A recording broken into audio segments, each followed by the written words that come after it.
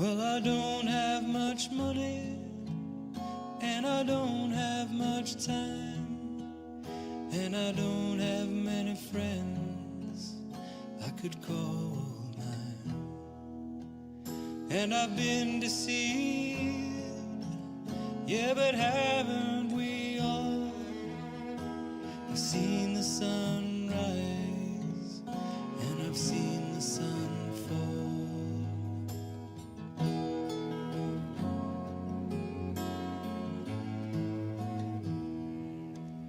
Well, I don't know why, and I don't know where, and I don't even know how, and I no longer care. But I've seen your face, and I've heard your call. Yes, I've seen the sun rise, and I've seen the sun fall.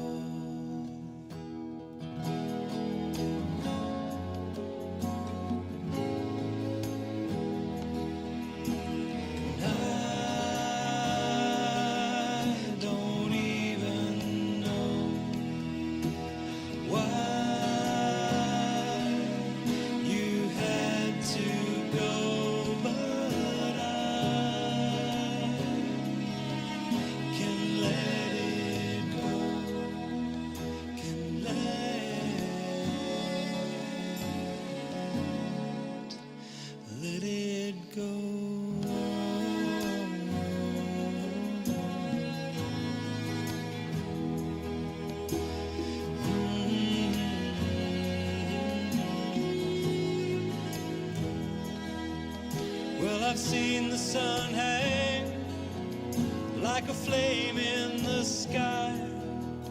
Yes, I've seen the sun turn, and I've seen the sun die.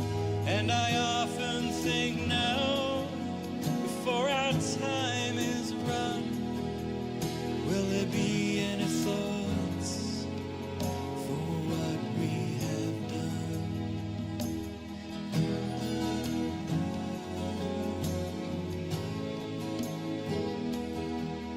Well, I don't have much money, and I don't have much time, and I don't have many friends I could call mine.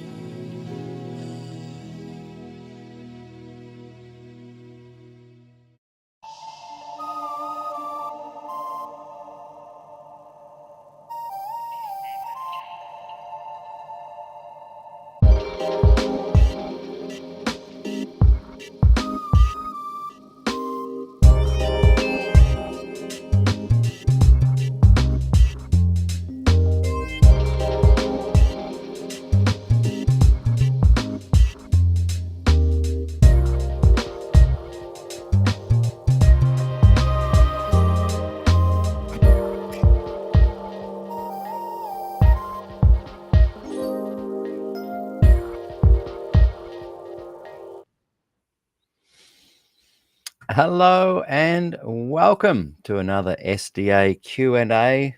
My very special guest is Robert Wolfgram, Dr. Robert Wolfgram, in fact. And we can hear you and see you, Bob, but I think you can't hear or see us just yet. I can hear you, Peter. Oh, that's good. That's good. Well, we've got a healthy audience here, and they're very much looking forward to our conversation today, as am I. You've been on the program before. Always enjoy having you on the program, and it's great to have you here, and welcome everybody that is watching. When we chatted about this program, and I don't think you'll mind me saying that you said, look, in many ways, I'm more of an Ellenist than an Adventist. And I thought, wow, that is absolutely fascinating, because something that I've discovered in doing these 350 plus interviews is that Ellen White is central and much loved by almost every single Adventist I've spoken to. She is the theme that runs through even those who say, hey, we put her in the back seat and she's not so important to us and she's not a prophet and she's just inspiration. or whatever way they look at it, there's a look in the eye of adoration from them. And I tell you what, boy, if you criticize her, which I sometimes do, boy, the ton of bricks is thrown at me. And so I was really pleased that you said that, because I really want to talk to someone that that can see this element that I'm talking about, of the thread of Ellen that runs through everything Adventist. And I'm sure you'd agree there's good and bad about that. So, we're going to hand it over to you to talk about this and get right into it straight away. I'm going to bring up a PowerPoint. That's why people can't, just so those of you who are watching know, that's why that Bob can't see us at the moment. We can see him, and I love his white hair. He's looking good. We have the same hairdresser, and Use the same fertilizer. same fertilizer. And so I'm going to bring up onto the screen the PowerPoint, and then at the end we might have some questions from those watching, and at that point we'll stop the screen share and Bob will be able to see it, or us as well. So I'm going to bring it onto the screen now. Bob, tell us a little bit about what we can see, why our pithy title, Ponderings of an Ellenist, why that has come about, and how so? How do you see yourself as more of an Ellenist than an Adventist? So share a little bit of your journey, those who haven't watched your programs in the past that we've done. They might need to have a little bit of background there, but just share away. And Okay, I will. Thank you, Peter. I just make the note for your audience that I'm here by invitation, yes, not self-promotion. I didn't ask to come on and do this.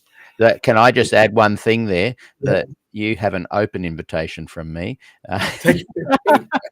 Thank you. I absolutely love having you on the show, and we don't always agree. But I tell you what, if you're often on my mind. There's no acrimony, and we are dear friends from way back. Exactly. I just say that I'm not here to save Ellen White in any sense, Peter. Yes. And I'm not here to promote Adventism. Yep. But here primarily to summarily share and explain my sociological research into Ellen and Adventism, which goes back 40 years now to the early 80s. I also am justifying, I guess, my ongoing ideological commitment to her work. And just to be clear for you and your audience, no, I am not saved by Ellen. I'm not saved by being an Adventist. I'm not saved by the Bible or even the gospel. I'm saved by a person, Jesus Christ. So I just wanted to make sure that people understood that before I proceed too far into my... yeah, that's great. That's a good setting the scene vibe. That's great.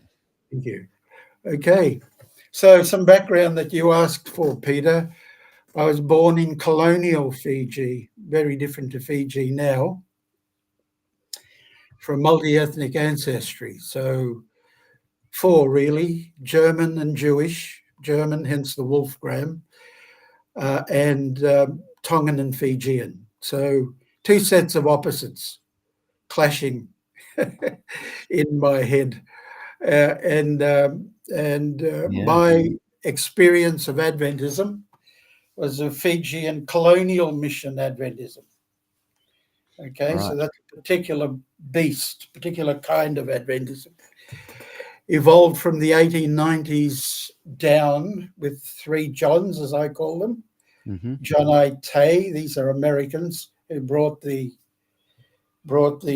3 angels' messages as we know them to Fiji in 1891. John Cole followed, and then John Fulton, after whom Fulton University College, as it now is named. Right. But I received my particular colonial mission Adventism, that's the 3rd dot point, from a 4th John, my maternal grandfather, and his wife Eliza. John was Avondale trained in the 1920s. He was Jewish Tongan. He was an ordained minister eventually. He principled Vatuvonu for about a year, I think the first Indigenous Pacific principle in the I can't tell you exactly off the top of my head. And he was a missionary teacher. His wife, Eliza, was my grandmother, maternal grandmother, and she was a teacher also. And then during the 50s and 60s, I received colonial mission Adventism from Pastor Crabtree.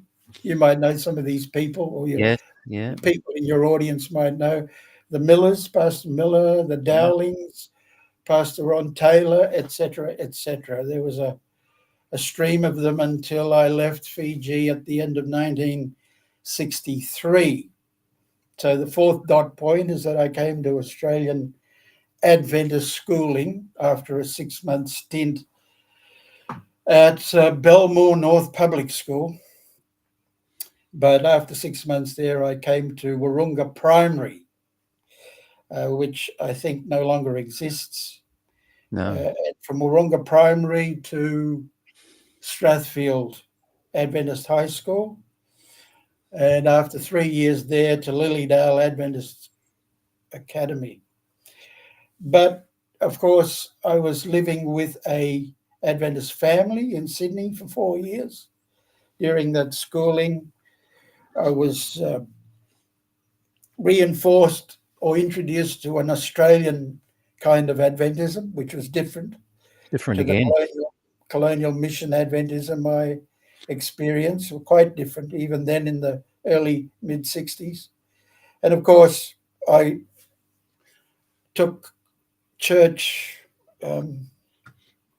baptismal lessons in about 66. I was baptized age of 14 into the Adventist Church, Seventh-day Adventist Church. While I was at grammar school, and I think you're a grammar school boy in Fiji, are you not? Yes, Suva Grammar. Yeah. Yeah. I learned English, and every seventh day, Sabbath school, I learned Adventish. And the English speak English, and the Amish speak Amish, but the Adventists speak Adventish. I hear a bit of Adventish on your program, Peter. You've Yes, learned it too. quite a bit. Yeah, you can't get the jargon out of the language base. I just say this to contrast and to give people a picture of what colonial Adventism was like. At grammar school, Yeah. we learned a European curriculum. In Sabbath school, we studied an American curriculum. It's known as the Lesson Quarterly. I wasn't aware of its Americanness then, but I became aware as I got older. At grammar school, the prefect was idealized. At Sabbath school, being perfect was idealized. Perfect prefect. They were pretty much the same thing when I was a young kid, you know. You had a uniform code at grammar school. At Sabbath school, they were giving us a uniformity code. Yeah.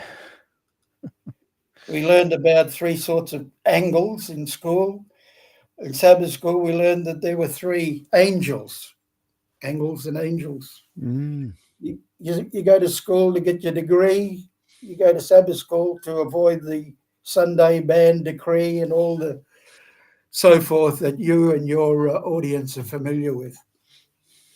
I developed a sociological understanding of religion and Adventism in 1977 in Young, New South Wales, after reading Whitney Cross's book, The Burned Over District. I don't know whether you know this book, Peter. No. I was confirmed and informed in that understanding. What had happened is that I was truck driving at the time, and the truck broke down in Young, and I had my grandfather with me, and rang Melbourne, and they said, "Oh, just stay there. We'll send someone up to fix the truck." And I'd never really stopped at Young before. I was just driving through the town main street when the truck broke down. So they set us up in a motel, and my grandfather was happy to watch his, programs that that he retired Australians watched on TV in the 70s. And of course, I was more interested in other things. I found the Young Library in the main street, went in, found that book on the shelf, started reading it every day because we were there for a week.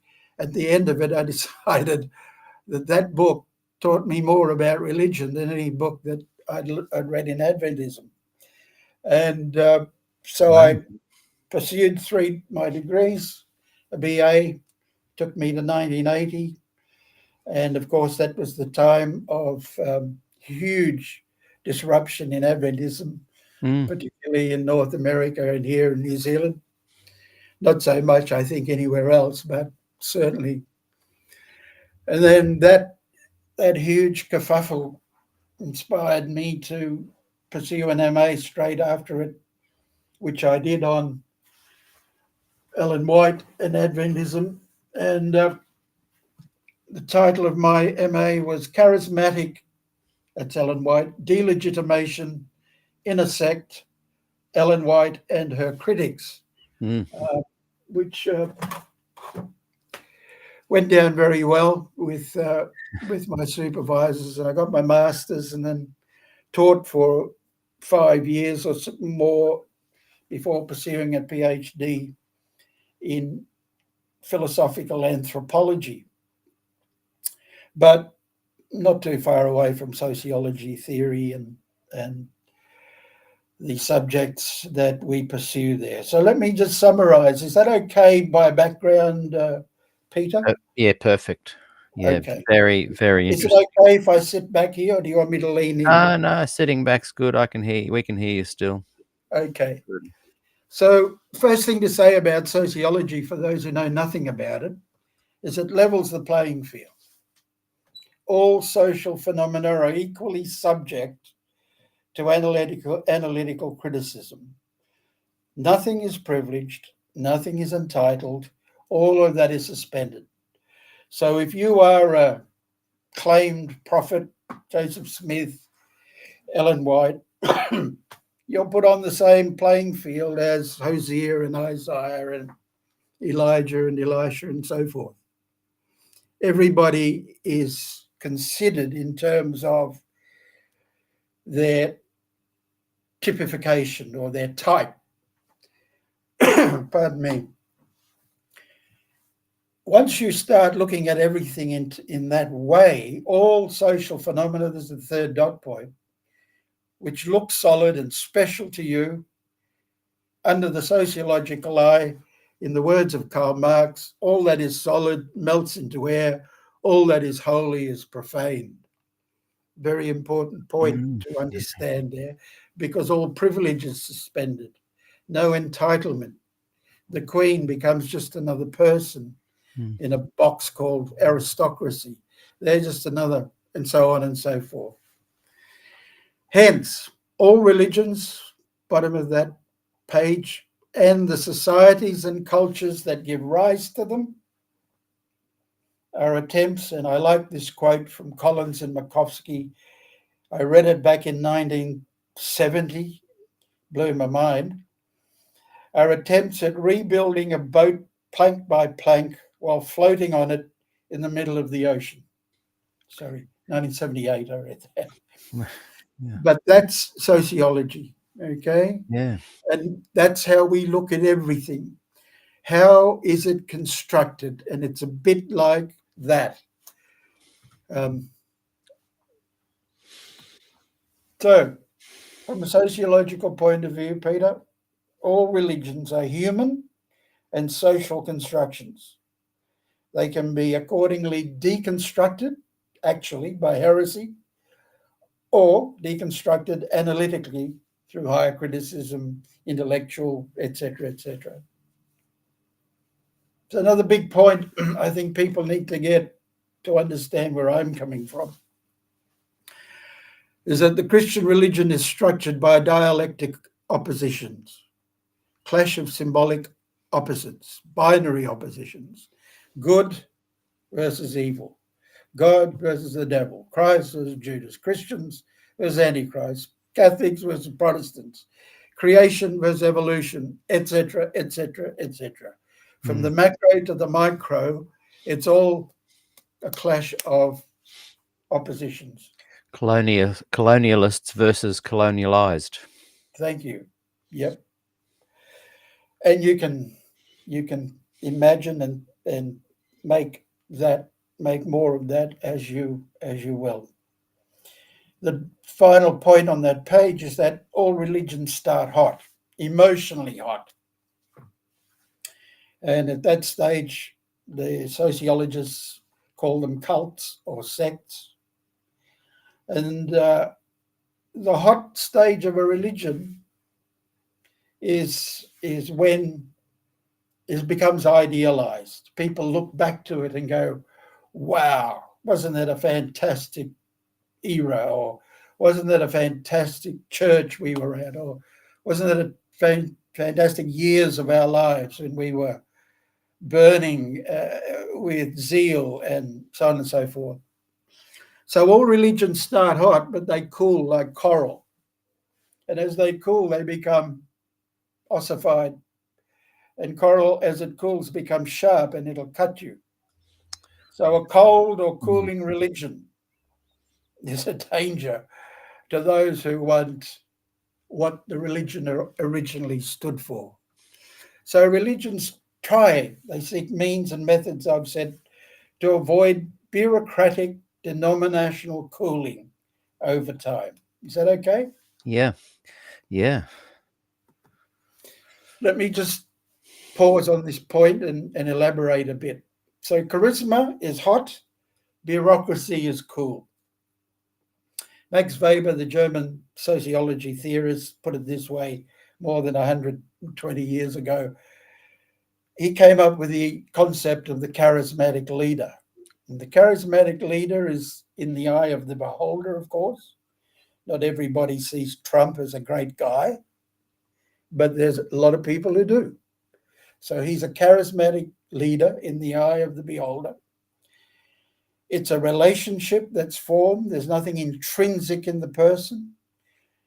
The beholder sees this leader in terms of perceptions of having some divine connection or power or supernatural. They're superhuman in some way. There is a perception of leadership. They naturally lead. And because of that, they deserve deference. They call forth awe in us. We feel duty bound to give them our obedience and devotion. Weber made the point that charismatic leaders, this is point F, are made rather than born. They see themselves as called to some sort of divine mission rather than the everyday career that you and I and most people have. They're responsible to no one, very important. But they understand that they are required to give proofs of their charisma.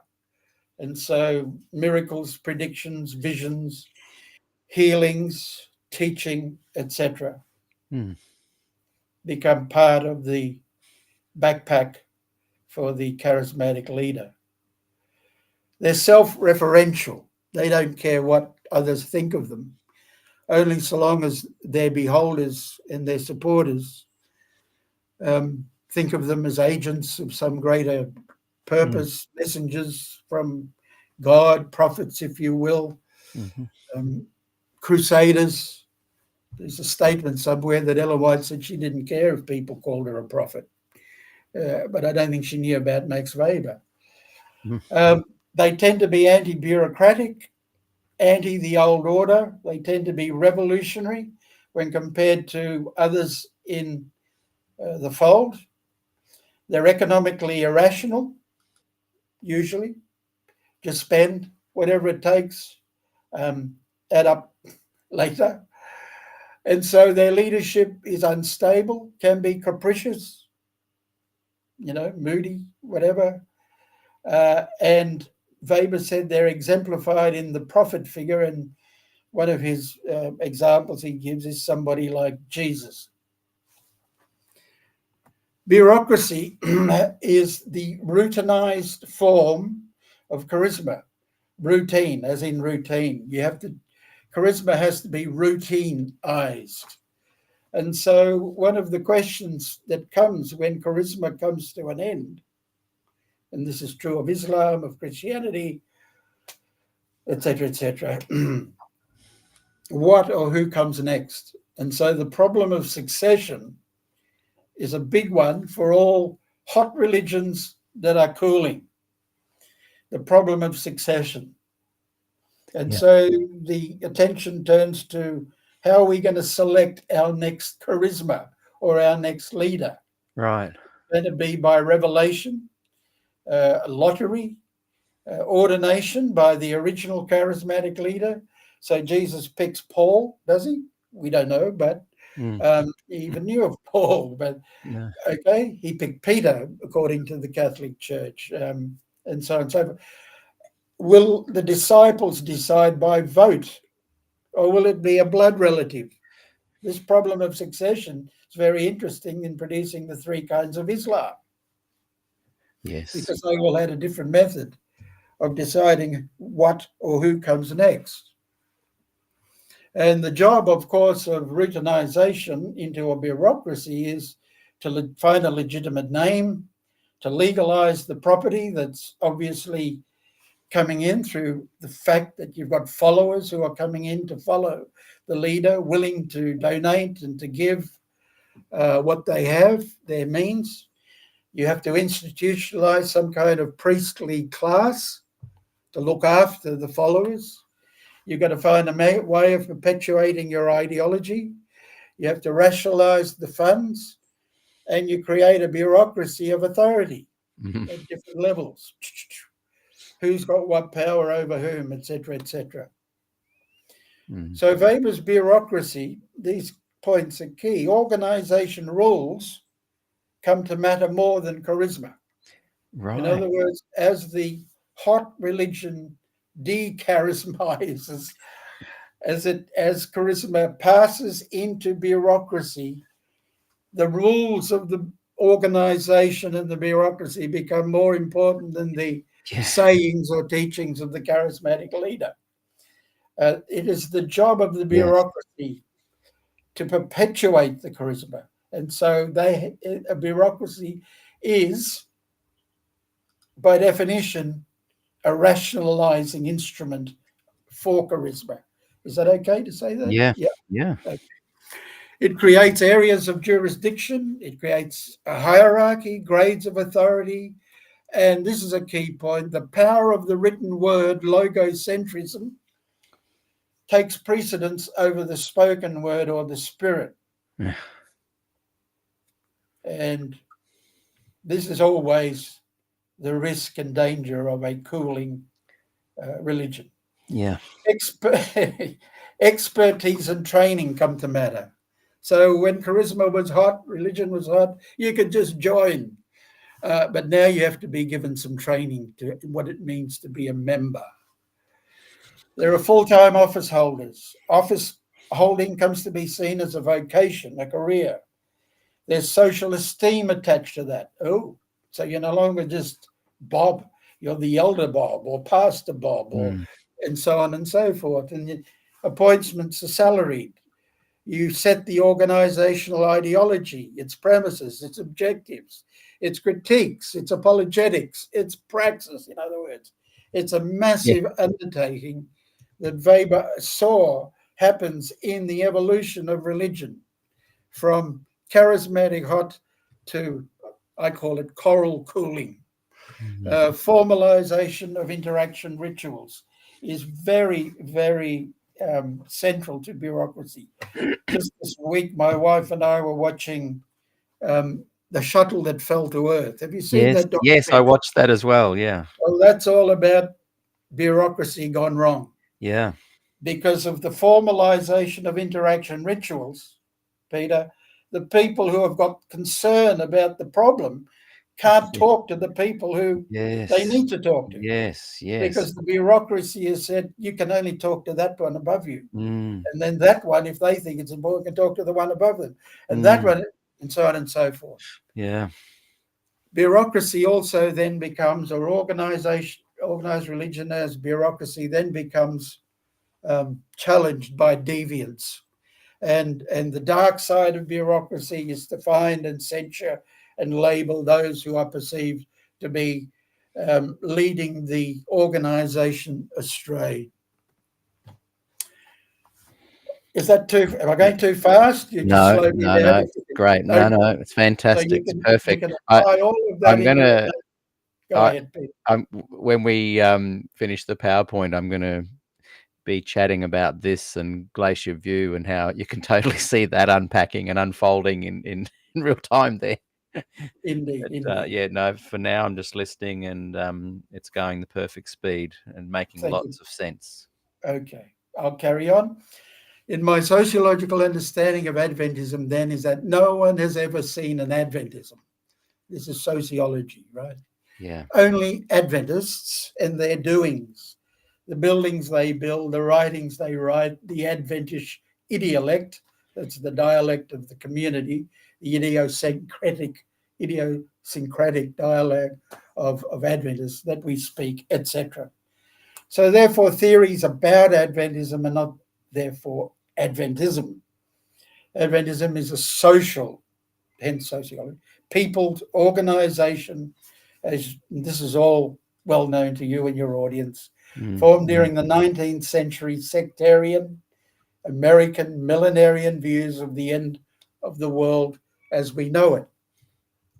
And about a month ago, my wife and I went to see a film about that, which we enjoyed our pancake parlor afterwards. Let me just leave it at that. Adventism originally drew on, and this is stuff you know, obviously, and is part of the Adventist idiolect, apocalyptic prophetic interpretation, Millerism.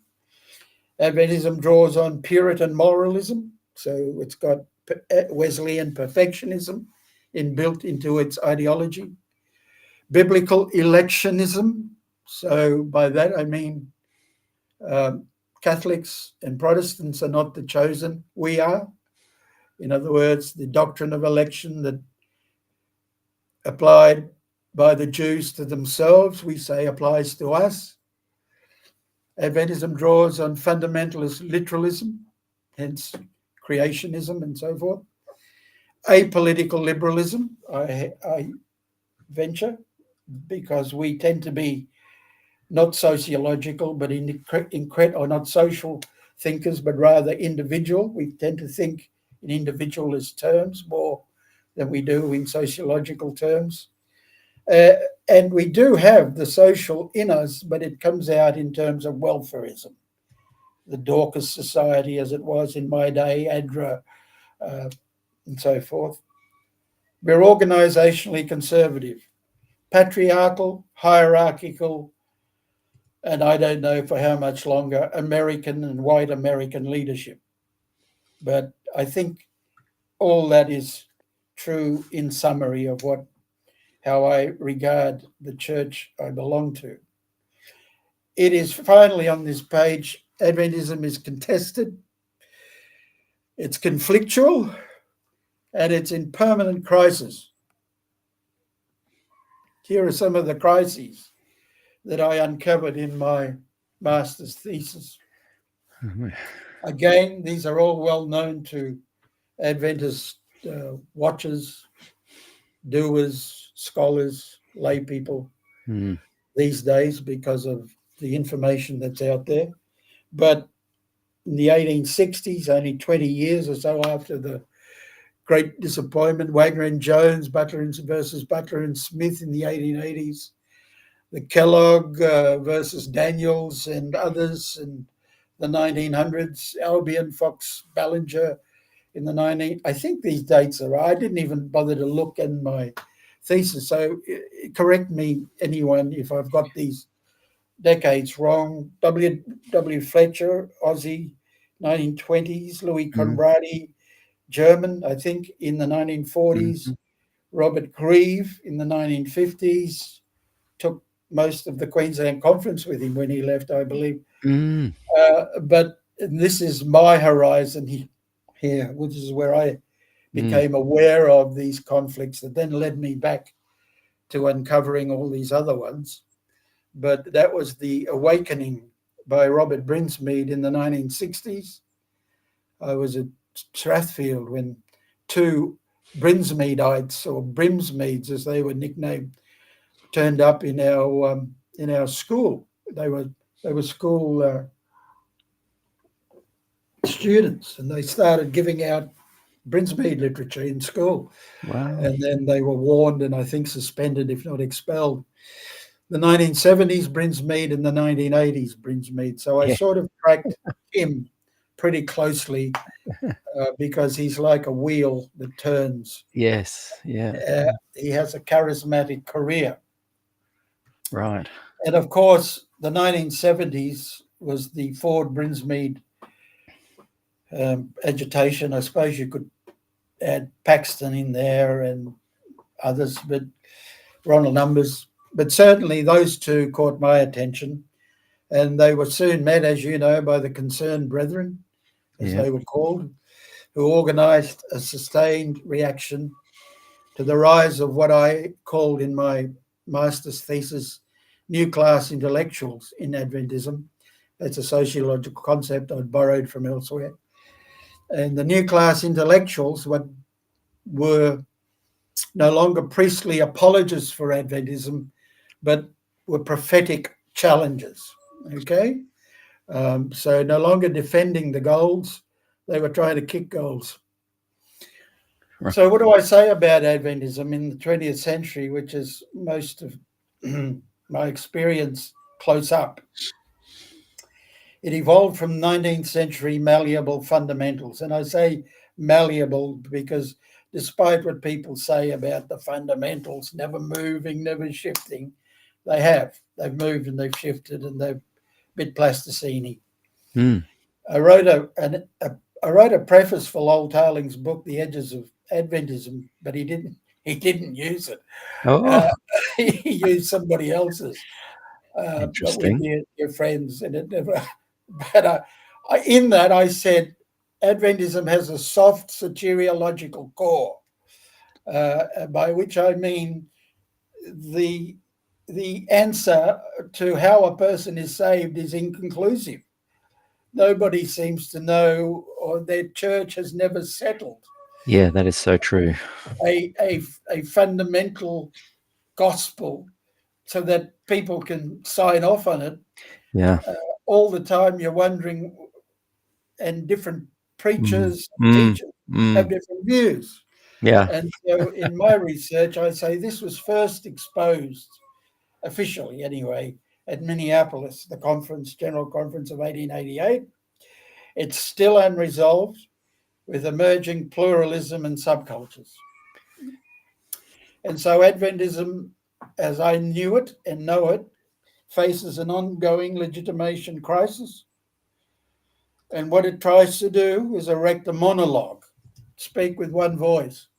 And this attempt to erect a monologue still drives, I say, transgenerational heresy purges every 20 years or so, clean out time. Yes, yeah. 1955 was when the meetings began, and 1957 was when the book Questions on Doctrine came out, and you've dealt with this, yes. I know, in your I'm glad that you've highlighted it and put it in bold, because sometimes people disagree with me that well, I do think it was a moment. It was a modern moment. It was Adventism's monological modern moment. Yes. It was when Adventism, if you like, coincided most with what in social theory we call modernity.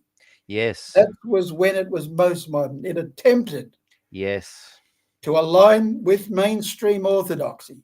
But all it did, as you know, the history of this book, it simply exposed the sect is not a church. It is still a sect. Wow, okay? Yes. Next point. Desmond Ford, 1979-80, represented Adventism's postmodern moment. So you've got questions on 100%. doctrine Yeah. being the Like, peak modern moment. yeah. And Desmond Ford, I suggest to your listeners, is Adventism's postmodern moment.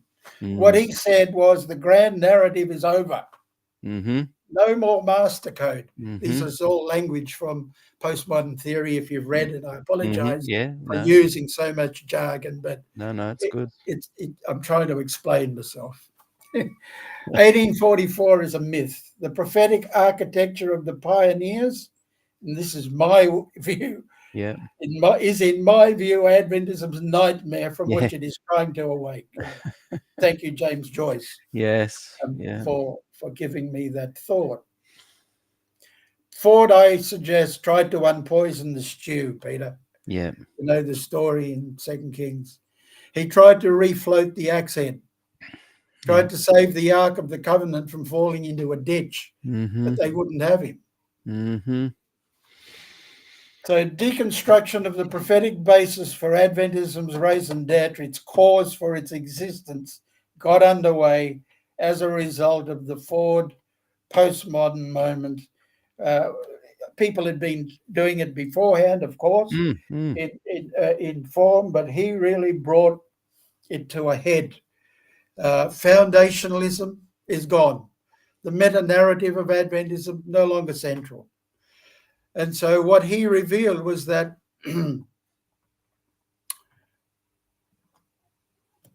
Adventism is not a naive monologue you can just deliver from the top down, from the halls and offices of Maryland and the General Conference.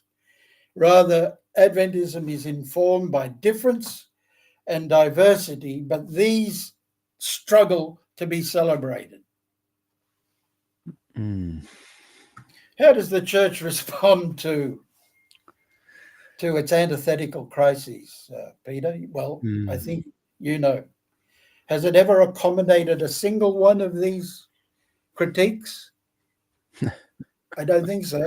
No. Usually refuses to acknowledge them, refuses to acknowledge the problem. Look at Jill Ford's 9, now coming up 10 volumes or so of non-acknowledgement, of suppression, of attempted conversion. And if they can't do those 3, they exclude you or expel you. Yep. Wow. Antithetical conflict, the dialectic conflict, which is inherent in every religious organization, produces either 6 types of schism or 3 types of unity. And I just quickly go through these. 1, you can have an individual separation with a sustained protest. Peter, I think that's you. Individual separation with pursuit of other interests. That's my friend Lowell. That's my friend. So I'm which one? The individual separation with sustained protest. Yes. And Lowell is individual separation with pursuit of other interests. Yes. I like it. I think you're right. I think you're right. You can have a major split resulting in 3. You can have an organized minority departing to form an organized contra movement. That's very rare, unless you've got a charismatic leader who's contra hot. Exactly. Right? Yeah. You can have an organized minority departing to form an alternative movement. That's usual. Mm-hmm. And you can have sympathetic defections to other sects, some of which may be organized defections, some disorganized, usually disorganized. In the words of Ronald Numbers, in an interview he gave me back in 1981, I think, in Camberwell, he said he could recount a number of his friends who have just slipped quietly into the night. Very sad comment about our church or my church. Very, very sad. Very tragic. 3 types of unity are possible as a result of conflict, because you shouldn't think that organized religion disdains conflict. It uses conflict, and it can use conflict to reimpose a hegemonic ideology, the monologue. So you tell people, oh boy, that troublemaker is causing dissension and defections, how important it is that we speak with one voice, unity. And in my master's thesis, I tracked the incredible spike in unity-themed articles that came out in the shadow of Glacier View. I forget the number, but it's there. Before and after graph, you can see how important it was to get back to the monologue, to reinforce the hegemonic ideology. So that can be done, and it can appear that the home church, the original church, is victorious. Or you can have segregated pluralism, where you grant autonomy to congregations and they just go their own way. Or you can have an integrated pluralism where the congregations are connected so long as they recognize the central authority. And if you ask me, I haven't done the research, but I would think option 3 seems to be where Adventism will drift. I'm not a prophet, Peter, but I suspect so long as people recognize the GC and the authority of the church, they'll be allowed to do their own thing.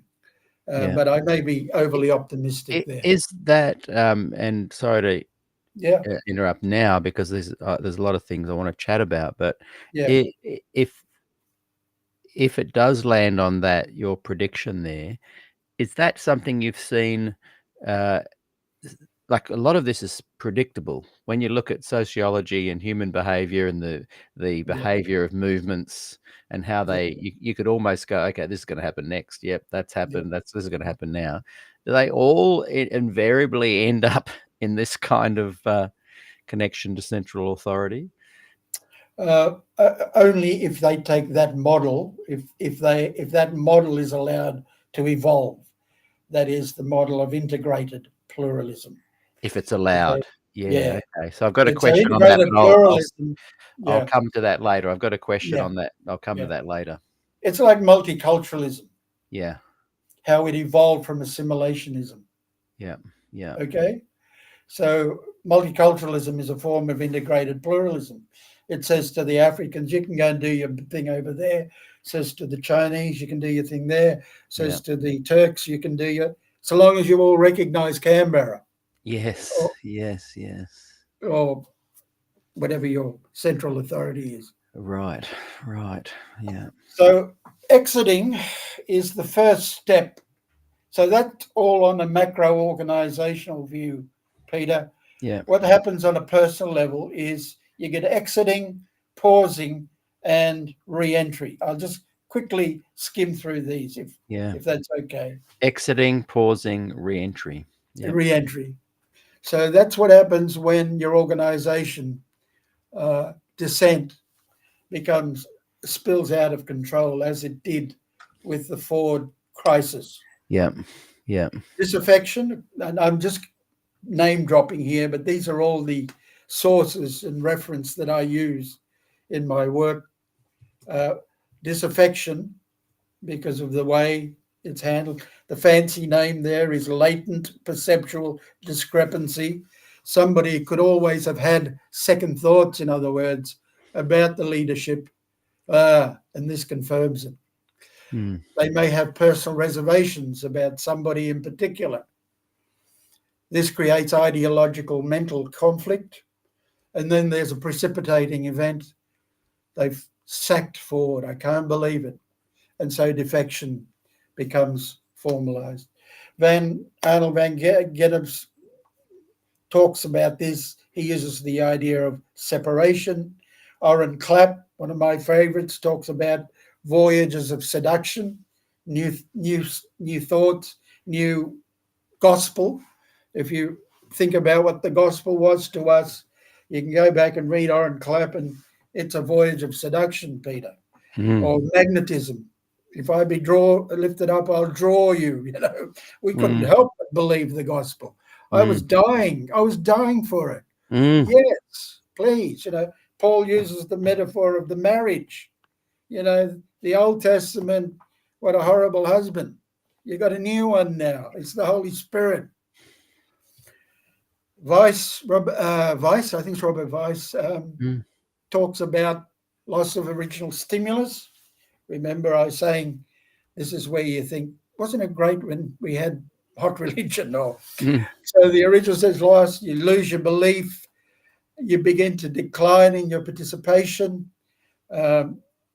displacement, punishment for backsliding, and counter condition, or can only make the thing worse for trying to save people from loss, from the church losing members. Now, just digress there. It lost its brains. It lost its courageous people too, by and large. Courageous people. It lost the golden head. Yeah, I know. If every church is a metallic image of Daniel. Yeah. The head went. And in your experience observing all the movements that go through these similar predictable occurrences, does that happen as well? Yes, it does. Yeah, yes, wow. It does. You can also lose because your social base has changed. Yeah. You thought you were winning blue collar workers. Well, you were in the 40s and 50s, but guess what? They went to university and now they're white collar workers. Yeah. Doctrinal pollution. This is what was accused.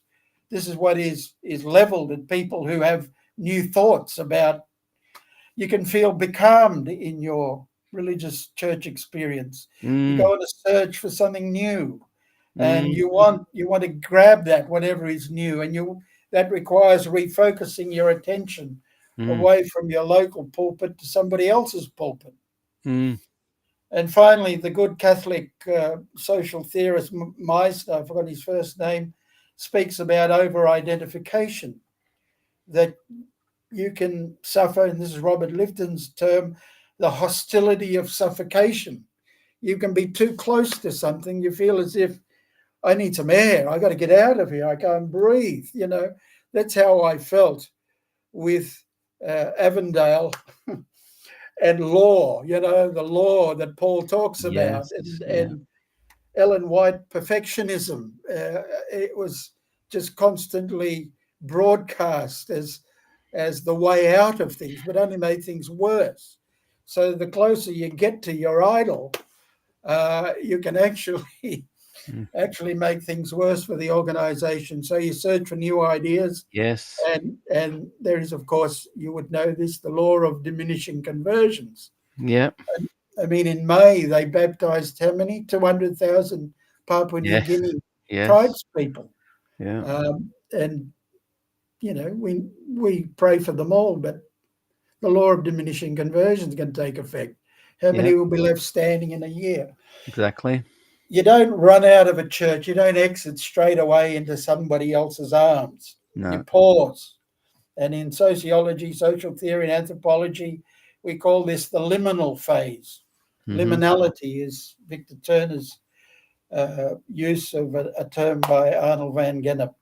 Durkheim, another founder in sociology, called it anomie, where you are normless. That's what anomie means. You're not sure what you want to believe. Kai Erikson called this a moratorium. And some of your people you have on your programs from time to time, they're in this zone, Peter. Yeah. I hear it in the way they speak. Yeah. They're between. They've left one, but they're not sure what to go to next. Yes, 100%. Festinger called it cognitive dissonance. Yeah.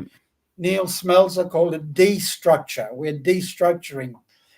Hadley Cantrell called it bewilderment. What's happened? This is the 40 years in the wilderness experience, to use a biblical Old Testament metaphor. You've left Egypt, but you don't know where you're going to end up. Hans Tock says that during this time, whatever you join, your membership tends to be qualified, because this is a period of confrontation and cognitive reorganization. Your mind is going through so many changes. Lang called it peripheral membership. Laughlin called it, you're just a verbal convert. your heart's not in it. Mm. So when you re-enter, when all that process and that unsettled cognitive activity resolves, there's the phase of re-entry. It's aggregation takes place. Restructure replaces destructure. Cantrell says you now have a new will to believe in something. Chock points to the fact that protection, predictability, structure, social support, and a new identity is offered to you. Lang calls it time of active membership, and Laughlin says you're no longer a verbal convert, you become a total convert. And finally, on this point, Oren Clapp talks about a voyage of transcendence. Voyage of seduction takes you out, a voyage of transcendence calls you in. So you begin to have heightened feelings of right and wrong. You want to break with the past. You want to reorient your life. Mm-hmm. You have a new sense of self-heroism because you've made it. You got out of there. Mm-hmm. Old friends become new enemies. and that's hard to avoid. Yeah. That is hard to avoid. And you have a new vision of yourself as caught up in a new conflict morality play, a new dialectic struggle. I think I'm potentially in that last category. Okay, sorry. All right. Well, I'll say it. You don't have to say it. okay. Well, I'm not saying a word. Look. I love you all. It's these are just the sociological analyses when you take Adventism and you put it under the microscope. And they're predictable. They're predictable. They are. We've lived through them, you and I, and so many of our friends. Yeah. But we found different islands to settle on. At the end of our bewilderment, of our disaggregation and destructure. So what I was looking at, Peter, in my thesis was, are there different kinds of Adventists who can be seen and defined by their variant relationship to, and you know what this phrase means, the spirit of prophecy, part of Adventish, and or Ellen White. And what I found was that there were 4 types. I surveyed.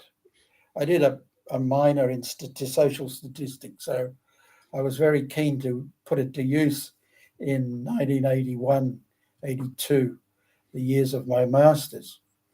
And what I found, there were reactionaries, not a lot, at that time in Adventism, the first kind of Adventist, type of Adventist.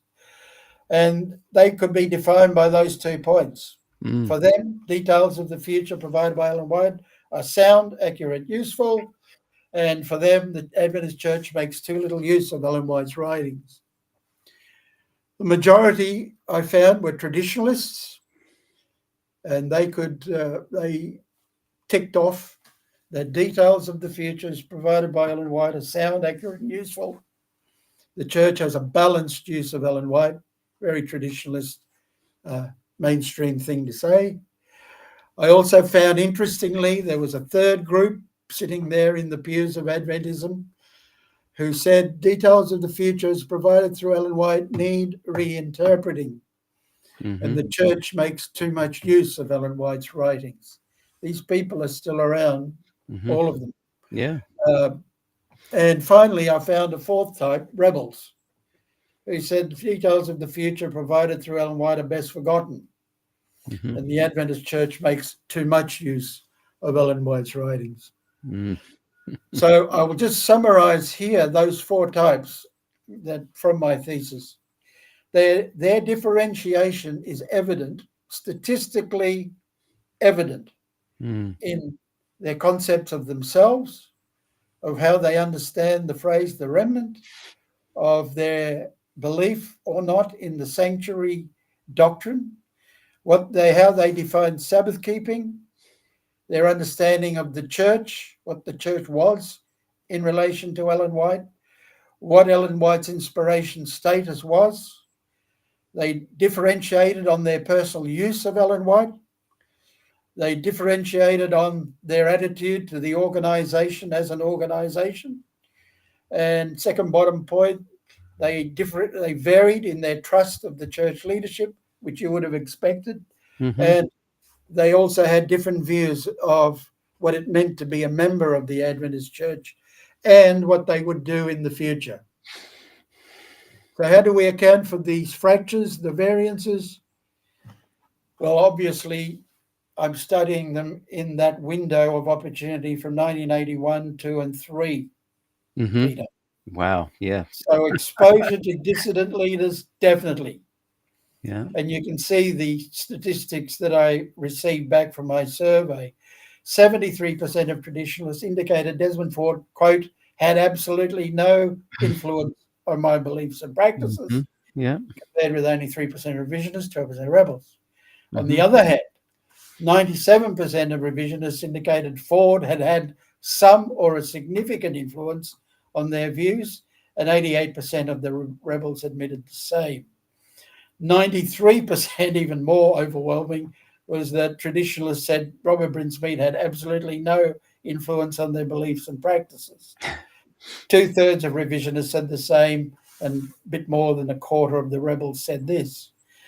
Last 2 dot points are interesting. 36% of revisionists said Robert Brinsmead had some significant influence on them, along with 72% of rebels, and twice the number of rebels were prepared. In other words, last point at the bottom there, revisionists were more influenced by Ford than were rebels. Brinsmead had more influence among the rebels. Now, these categories may have shifted. I'm talking about 40 years ago. Yeah. Yeah. So this is one of the charts as they appeared in my thesis, just where I've just summarized it for you. Desmond Ford has had, and they had to tick which of those boxes. They were forced choices, mutually exclusive. If you know chi-squared, you can see it's very high statistical significance, etc., and only 3 missing cases. And then Robert Brinsmead, just to compare, 93% of traditionalists down to the figures there for rebels. 44 and 28 had some more significant. Were people, how do we account for these 4 different types of Adventists? Well, was it exposure to dissenting literature, media, dissenting events? Yes. Revisionists were most influenced by Walter Ray's research, 74% of them. This is just in order, a regressive analysis. Good News Unlimited Ministry, 62%. Same with Forum, and then Spectrum magazine. On the same indicators, rebels were most influenced by Ray's research, 89%. Forum, Paxton, Brinsmead's Word Present Truth makes an appearance with Paxton, 52. So you can see the cleavage there between revisionists and rebels. Ronald Numbers' research most affected rebels and revisionists. Did you have him interview him at some point? Brinsmead? Yes. No, Ron Numbers. Yes. May he rest in peace. May he rest in peace. Yes. And we were just preparing to have him back on again. But sadly. Wow. Yeah. But it's a fascinating interview. He's such a genius. I'll send you my transcript of my interview with him. I would love that. You can read that. It'll add to your already voluminous library of dissent. The resource of dissent. Do you remember the rebels? Sorry, go ahead. The rebels. The rebels, yeah. Remember Evangelical magazine? Yes. Most affected revisionists and rebels. Church publications, as you can imagine, and publications by the Ellen G. White estate were influential in defining the position of traditionalists. But the Ellen White estate, not overwhelmingly, in a very small percentage there. I also tested social distance theory, Peter. Were the dissenters more likely to come from families of dissenters? Were they more likely to have other dissenting friends? Or what were the organizational ties? This is an interesting sociological response that I think. When asked for the number of their friends who are current even Adventist ministers. From my questionnaire surveys, 89% of traditionalists indicated they had 3 to 5 friends. Over again, 77% of revision, 58%. 42% of rebels selected 1 to 2 friends. But, third dot point, when asked about the number of friends whose parents, quote, are strong Adventists, the result was most interesting. 58% of rebels indicated 3 to 5 friends, more than, marginally, admittedly, than revisionists and more than traditionalists. And this interesting conclusion or finding was consolidated by asking the respondents for the number of friends who came from families who are or have been Adventist administrators. And look what I found. 32% of rebels indicated 3 to 5 friends, more friends, over against just 9% of revisionists and 20% of traditionalists, which is an interesting finding, Peter, because what it implies is that the rebels were, well, let me carry on here. Overall, holding dissenting positions on Ellen may be attributed directly to their acknowledged engagement with dissident sources, but those who assent to traditionalists were no more integrated into intra-church friendship networks than revisionists or rebels. Intra-church social distance theory could not account for dissent involvement. I've got a theory that the rebels were actually rebels because they'd been pushed out of their closeness to the levers of Adventist power. Yeah. Although extra-church friendships, some of whom will be ex-Adventists, they contributed to it. In short, final sentence there, to borrow the language of an earlier church dispute, questions on doctrines in brackets, early 80s dissenters could not be described as some kind of lunatic fringe. Oh, yes. You got that? Yes. Yeah. They couldn't be described as marginal hippies or, excuse my psychedelic shirt, Peter, but, some sort of fringe out there of Exactly. nutters. Yeah. Was it due to secular education or higher degrees? And my findings were unclear. The second dot point, the evidence proved otherwise. That is, revisionists, rebels, had no more, and this is the important, statistically significant contact with tertiary education than traditionalists, all up in the 70s. Traditionalists were more likely to have attended Adventist tertiary institutions than revisionists and rebels. So there was a theory that, going to worldly schools and worldly universities is what's polluting our doctrine. Not so. Twice as many revisionists than rebels had certificates. Revisionists had more diplomas and had much fewer diplomas, and slightly more degrees, and fewer postgraduate qualifications than rebels. Again, the rebels were not a lunatic fringe. And this is an interesting one here in this card. Traditionalists, 67% of traditionalists I found were the most currently engaged in tertiary study compared to revisionists and rebels. And that is a statistical significantly different. And the point I'm making there, Peter, is that this is 40 years ago. Yes. And those traditionalists were going to be educating themselves into revisionist and rebel positions eventually. Yes. Wow. Okay. Yeah. And has that happened? Well, I say I haven't done the follow-up research, but I'll guarantee, look, I'm almost certain that has happened. Yeah. But it makes sense because all the other prediction, it makes sense because all the other areas can be predicted and do come true. Yes. Why would one area not? That's right. So second dot point, did Ford have more influence with white collar than blue collar Adventist workers?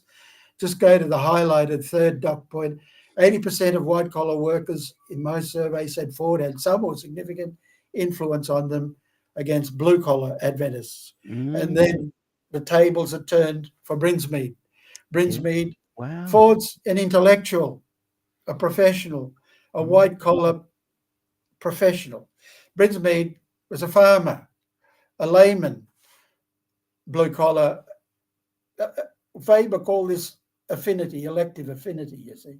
So discriminating for Brinsmead's influence on the same broad occupational hours, I discovered an inverse pattern. In other words, he had more influence among the Adventist blue collars. So what about sociocultural? That's in the early 80s. Correct. Yeah. That's interesting. I wonder if, too, back in the day of his previous movement, if he also appealed more to the workers and the blue collar back then as well. Something about him, wherever he is and whatever he's preaching, appeals to the blue collar. I would think so. I did some interviews with the Awakeners when I was researching them for my undergraduate BA papers 3 years earlier, and that seemed to be the case, Peter. That yeah. You can ask him. That'll be an interesting. So some socio-cultural attitudes you may be interested in. I've just summarized these very quickly. Traditionalists, 100% of them agreed with the statement premarital sex is wrong, over against those slack revisionists and rebels. Oh, interesting. Traditionalists, for alcohol, 100% of them said alcohol is out. Again, revisionists somewhere between them and those deviant rebels. 74%, 3/4 of traditionalists felt, quote, divorce should be made more legally difficult to obtain. Over against the revisionists and rebel slackers. Look, only 16% of rebels. Wow. Dancing was a no-no for 69% of traditionalists. Only 12% of revisionists said it's no good. Only 2% of rebels. I'm definitely finding out today which camp I'm falling into. Sorry, yeah. So you rebels, better get out the dancing shoes. 1/4 of traditionalists, this is interesting, agreed that women should leave the running of the country to men. Yeah. Only 3% of revisionists. That's a predictable intellectual one. class. 8% of rebels. Boy. In other words, and that's some of the measures I measured, there are others. Personal morality, in other words, mattered more to traditionalists. Universal morality more for rebels. So I'll give you an example of that over the page.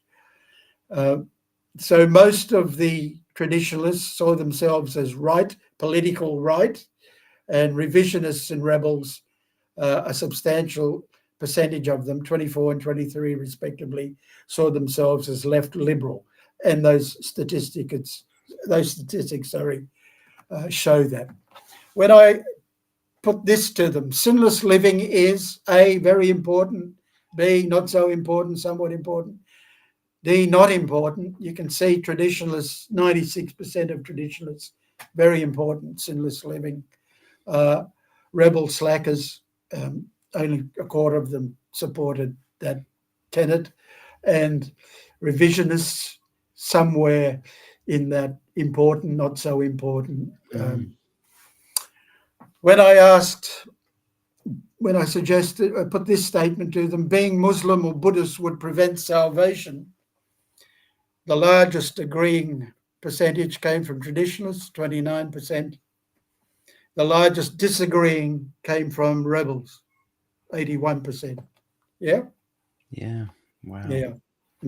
So, mind-blowing. All right, let me conclude. Can I spend 10 minutes running through my conclusions? Whatever it takes. Thank you, Peter. Okay, so Adventism is not a monologue, and I made that point earlier. Question on Doctrine thought it was, and thought they could impose a revised version of Adventist history. There's some fibs told in that book, unfortunately. Yes. About our history and about just how monologic we were. Yeah. We've never been a monologue, and the response to that book proved it. Yeah. And then 100%. Ford came along and blew it out of the water. Any Yeah. thought of monologue. We are a polyvocal heteroglossic dialogue, shared from the bottom up. Thank you, SDAQ&A, and shared horizontally. There's no hierarchy anymore in this dialogue. Everybody, including Wolfgram and Numbers and Ford, etc., Ballas, we've all got a voice in there, along with Peter Dixon. Yeah? Yeah. Yeah. Adventism is not a hegemonic Again. monolith. It's not a hegemonic monolith. It's a contested plurality. And you only need to go online on YouTube and see how many different kinds of Adventist preachers there are, all peddling their wares. Yeah. Incredible range and variety. Adventism is not a seamless, singular theology, but a diversity of perspectives, and it's always been that. It's not its prophet, but a variety of relationships to her, as I showed with my master's thesis. It's not its institutions, but it's the people who constitute them, who hold the positions. It's not its belief system. It's not theoretically ticking off, yes, yes, I believe, I believe. It's actually what you do. And what you'll find in practice is that Adventists, which is my theoretical orientation and focus, what we do is not what technically the church teaches. In fact, no religion, the praxis in any religion is never a one-to-one correspondence of what its creeds or doctrines say. People do their own thing. My son was telling me, one of my sons was telling me he was made aware that drag RuPaul show on Stan, one of the transgender, transvestite constituents, contestant. I've never seen the show. Said she was asked, he was asked, she was asked the question. They were asked the question. What church do you go to church? Yes, I'm a Seventh-day Adventist. Right. Wow. I love it.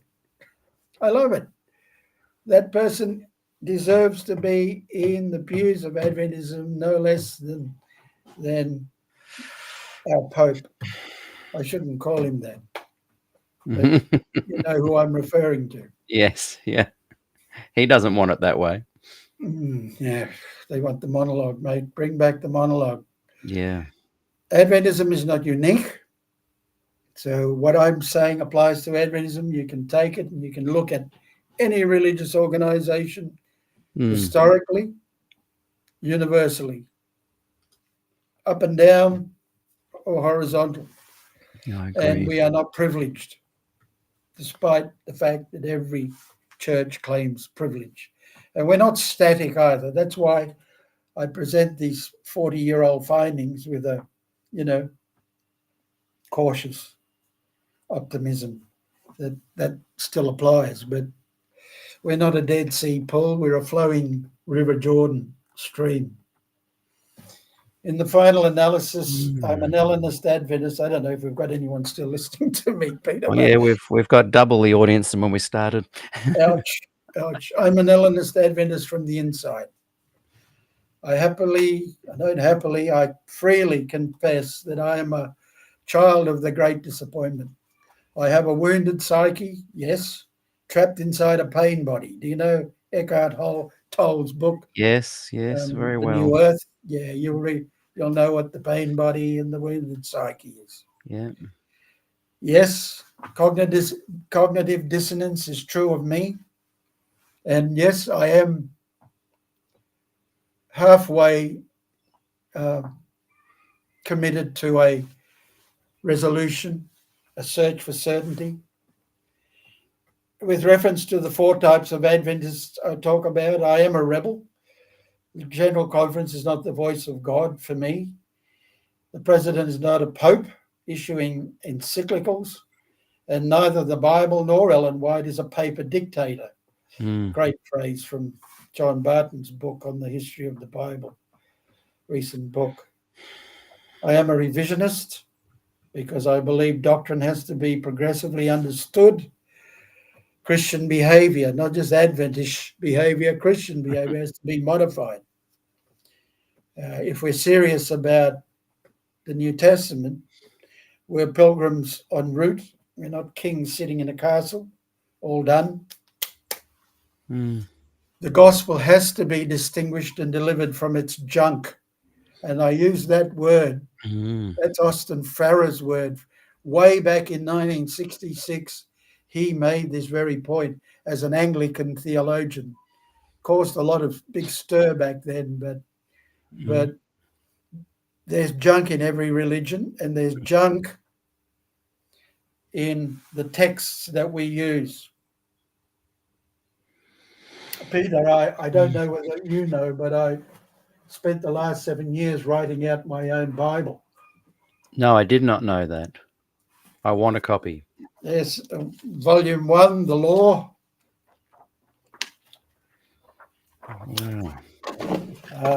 Volume 2, history. When you go from the Torah straight into Joshua, you'll notice the language changes incredibly. It's like you fall off a cliff of class. And Joshua sounds like it was written by a soldier. Volume 3, the wisdom books. Volume 4, the so-called major prophets. And volume 5, very slim volume, the minor prophets.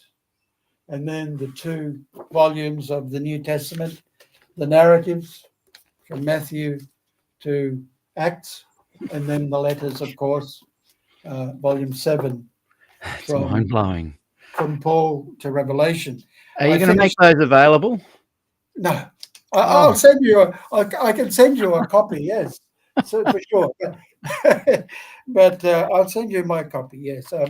I'm working through it again slowly, just to make sure that I haven't missed anything, Peter. What a resource. What an amazing resource. It is. So I always, and these are just the printouts of an amazing world where it can be held on a USB, that big. Incredible. It is incredible. It is incredible. I marvel. Yeah. I'm also a traditionalist. To go back to my slide, I'm culturally conservative. I don't think I am culturally conservative, but I enjoy worshipping with a culturally conservative, ethno-Catholic church. And I'm a reactionary, which is why I think you asked me to come on here. I do believe Ellen White is devalued and diminished unnecessarily. I see her as a parabiblical alongside the Bible. She's canonical, but not necessarily authoritative. The Old Testament is canonical, but it's not authoritative for a Christian. We're not under law. We're under the gospel. We're under spirit. Do you get the difference? Oh, yeah. For the first 200 years of Christianity, the letters of the New Testament were not canonical, but they were authoritative. And I'm saying Ellen White is canonical, but not authoritative. Unlike Paul's letters were authoritative long before they became canonical. And if you know the process of how a canon just refers to practice. And I don't know why Adventism doesn't just lift the blind, open the door, let the sun in, and say, she's our canon. Yes. Well, the traditionalists would be more than happy to they would. They would, but it would be the intellectually honest thing to do. Yes. From a sociological point of view. 100% agree. Canon simply, the there was no New Testament for 200 years. I don't know whether you're aware of that. Yeah. Canon emerged and evolved through 200 to practice. 400 years later. Yeah. Through practice. Yeah. Now, you cannot deny, as you were saying at the outset, Ellen White is the practice of Adventism. Yeah. Okay, so I've just ended up there saying, I appreciate a prophetic woman whose legitimacy in her day and since derived from her visionary role, doctrinal guide, conflict arbitrator, also the source of much conflict, mind you, role as an institutional architect, portfolio confirmer, and I am not a prophet stoner, as I said to you in private. But the point you made at the outset of today, Peter, is correct. There is no Adventism without Ellen. And I don't know why they don't just get with it and just confess it and admit it. And Yeah. Yeah. Well, I think the Ted Wilson types are definitely wanting to see that happen. just to jump down to the third dot point here, Peter, Ellen is not a monologue. Yeah. You must know this. There's perfectionist Ellen. There's law Ellen. There's 7-day creation, 6-day creation Ellen. There's, gospel Ellen, I would allege. There is also gospel Ellen. There's all kinds of Ellen. I asked Bob Brinsmead about all this when I was doing my master's back in the early 80s, and he said Ellen White has a wax nose. You can turn her, that's for sure. But there is no Adventism without Ellenism, and the metaphors I would use, pardon me, Peter, is that you can throw her overboard as often as you like. She's always going to come back. Yeah. The whale will swallow her and spit her out on the beach. Yeah. Yeah. God will forgive the Ninevites and Jonah will be back in the boat. Ellen White will not be thrown out. You, on throwing her out, and my friends throwing her out, and I don't disparage this in any sense, may have a calmer journey. The seas will be flatter for you. No doubt. No doubt about that. But you won't get her out of the boat. No, I think that's why I left, because I realized that she was never going to, you can't have Adventism without her. Exactly. And because I didn't want her, I couldn't live in that kind of realm where I just knew she had to be there. Yes. And what's happened is, by leaving, I actually respect a lot of things about her that I didn't when I was trying to make it all fit and work. So yeah, the water is calmer for me because of that. Yes, and so it should be. She's you can throw her in the furnace as often as you like. She won't burn. No. Because people like me and unlike me see a fourth figure in there with her. We discern another kind of spirit in her that we can relate to, while shutting down all the junk that Andrew Farrer talked about, Austin Farrer, pardon me. And my final metaphor is that she's the meat in the burger. Ellen White is the charismatic meat in the Adventist burger, Peter. Do you remember Wendy's had 100%. Yeah. Do you remember Wendy's back in the 70s, 80s? Yeah. Had an advertising slogan, "Where's the meat?" Yeah. I've tried Adventism without the meat. Yes. Back in the time when I was researching my master's, I thought perhaps I should join the Seventh-day Baptists. They're older. They have a credible pedigree. They go back to the 16th, 17th century Reformation. Goodness, Adventists even got their Sabbath message from, I think Rachel Preston was the Seventh-day Baptist woman. That's who right, yes. was moving in the Millerite circles promoting Seventh-day Baptist. Yeah. So I thought I'd do some work and look them up, and I found that their headquarters was in New Zealand. Yeah. And I made contact, and I'm sure Lowell will probably disavow this, but I'm sure it was him who gave me the name and address for the Seventh-day Baptist leader over there. And I think Lowell had contacted them when he was researching the edges of Adventism while I was doing my BA degree. And so I made contact with this bloke. Lovely man. He came across to Melbourne and stayed the weekend and in my house, and we talked all weekend about Seventh-day Baptism, Seventh-day Adventism. And as I talked to him, lovely man though he was, I found he had no charisma. There was no meat in what he was saying. It was like a bland, just another version of a Protestant sect. Yes. And I couldn't go there. I've been there. I didn't want to go there. I thought, oh, heck. And he actually wanted me to be the headquarters or the Australian base for Seventh-day Baptists, which I couldn't concede to face to face. I'm a bit of a coward like that. I said I'd think about it, and I replied to him, and we never made contact again. But that's not what I want. Yeah. So where would I go, Peter? Yeah. All religious founders claim to receive their truth direct from heaven. Direct from heaven.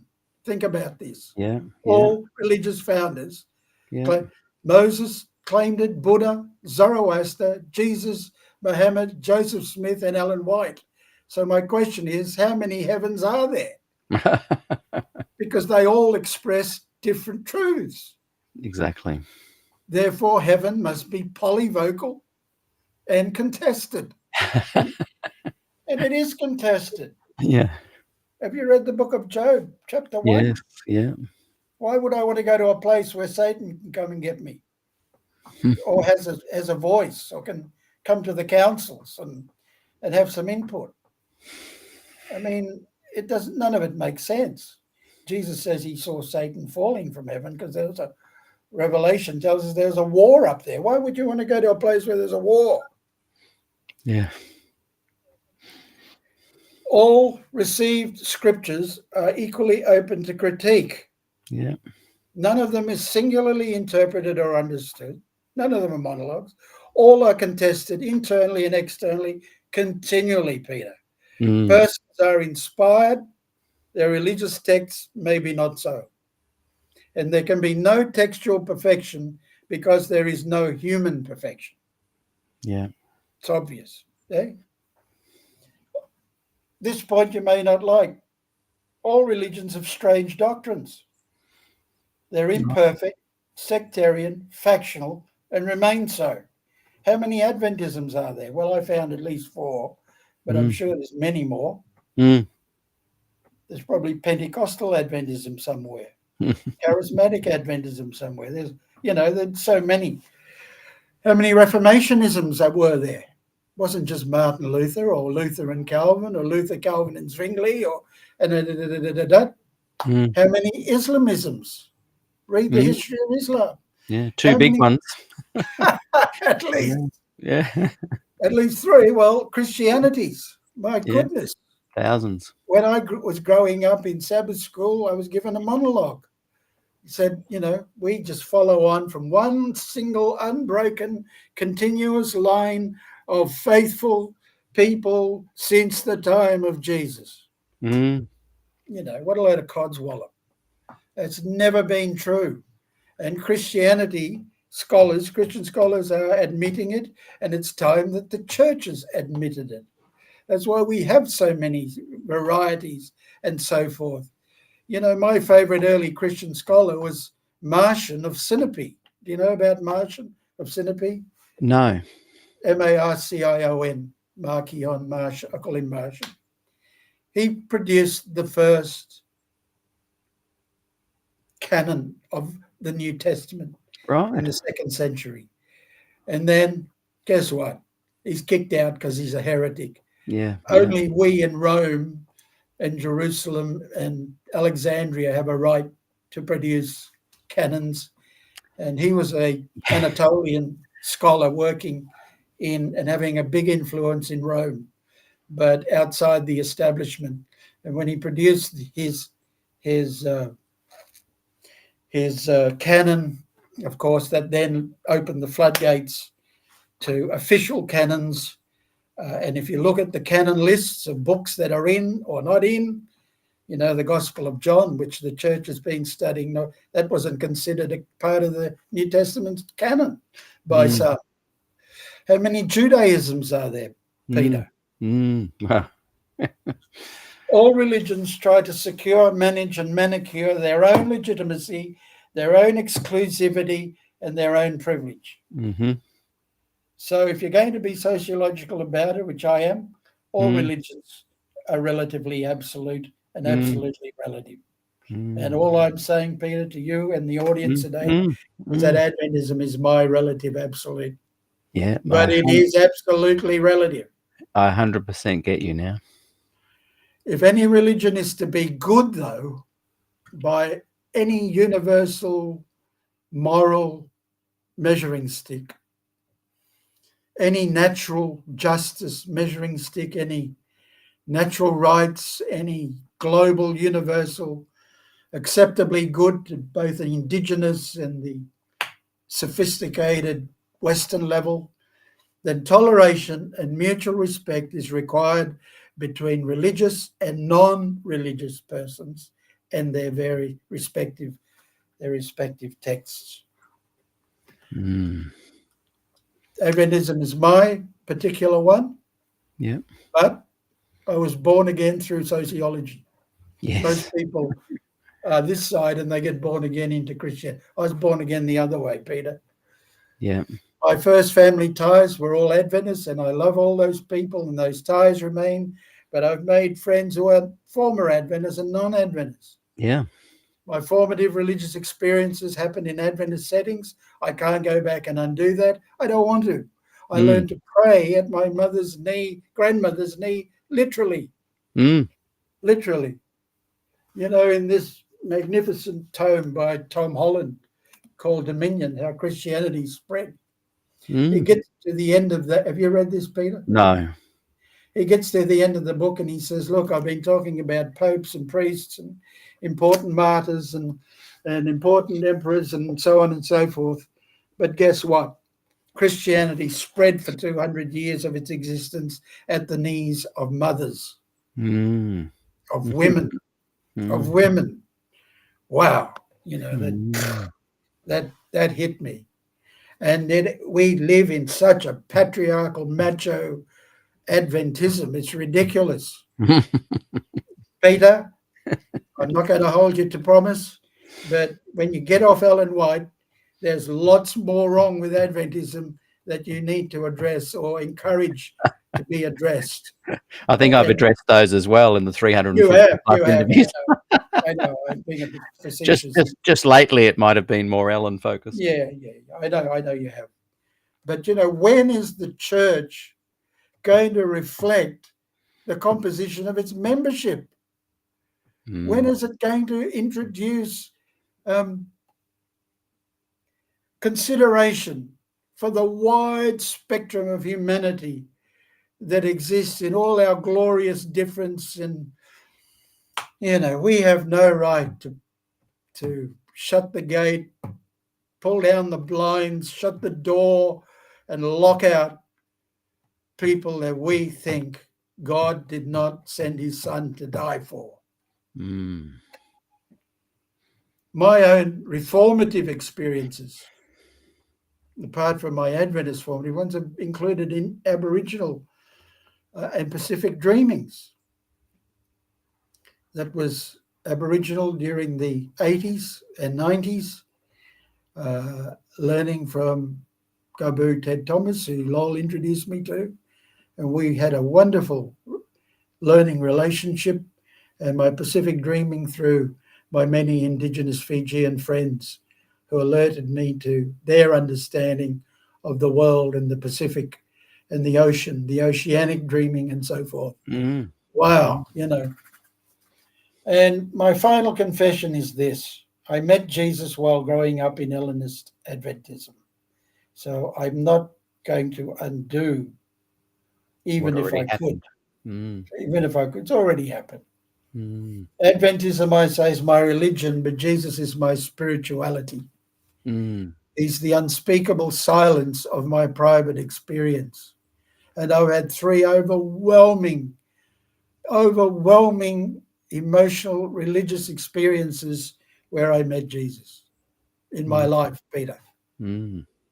I can't turn my back on those. Okay? I can't turn my back on them. One of them was when I was in Adventism.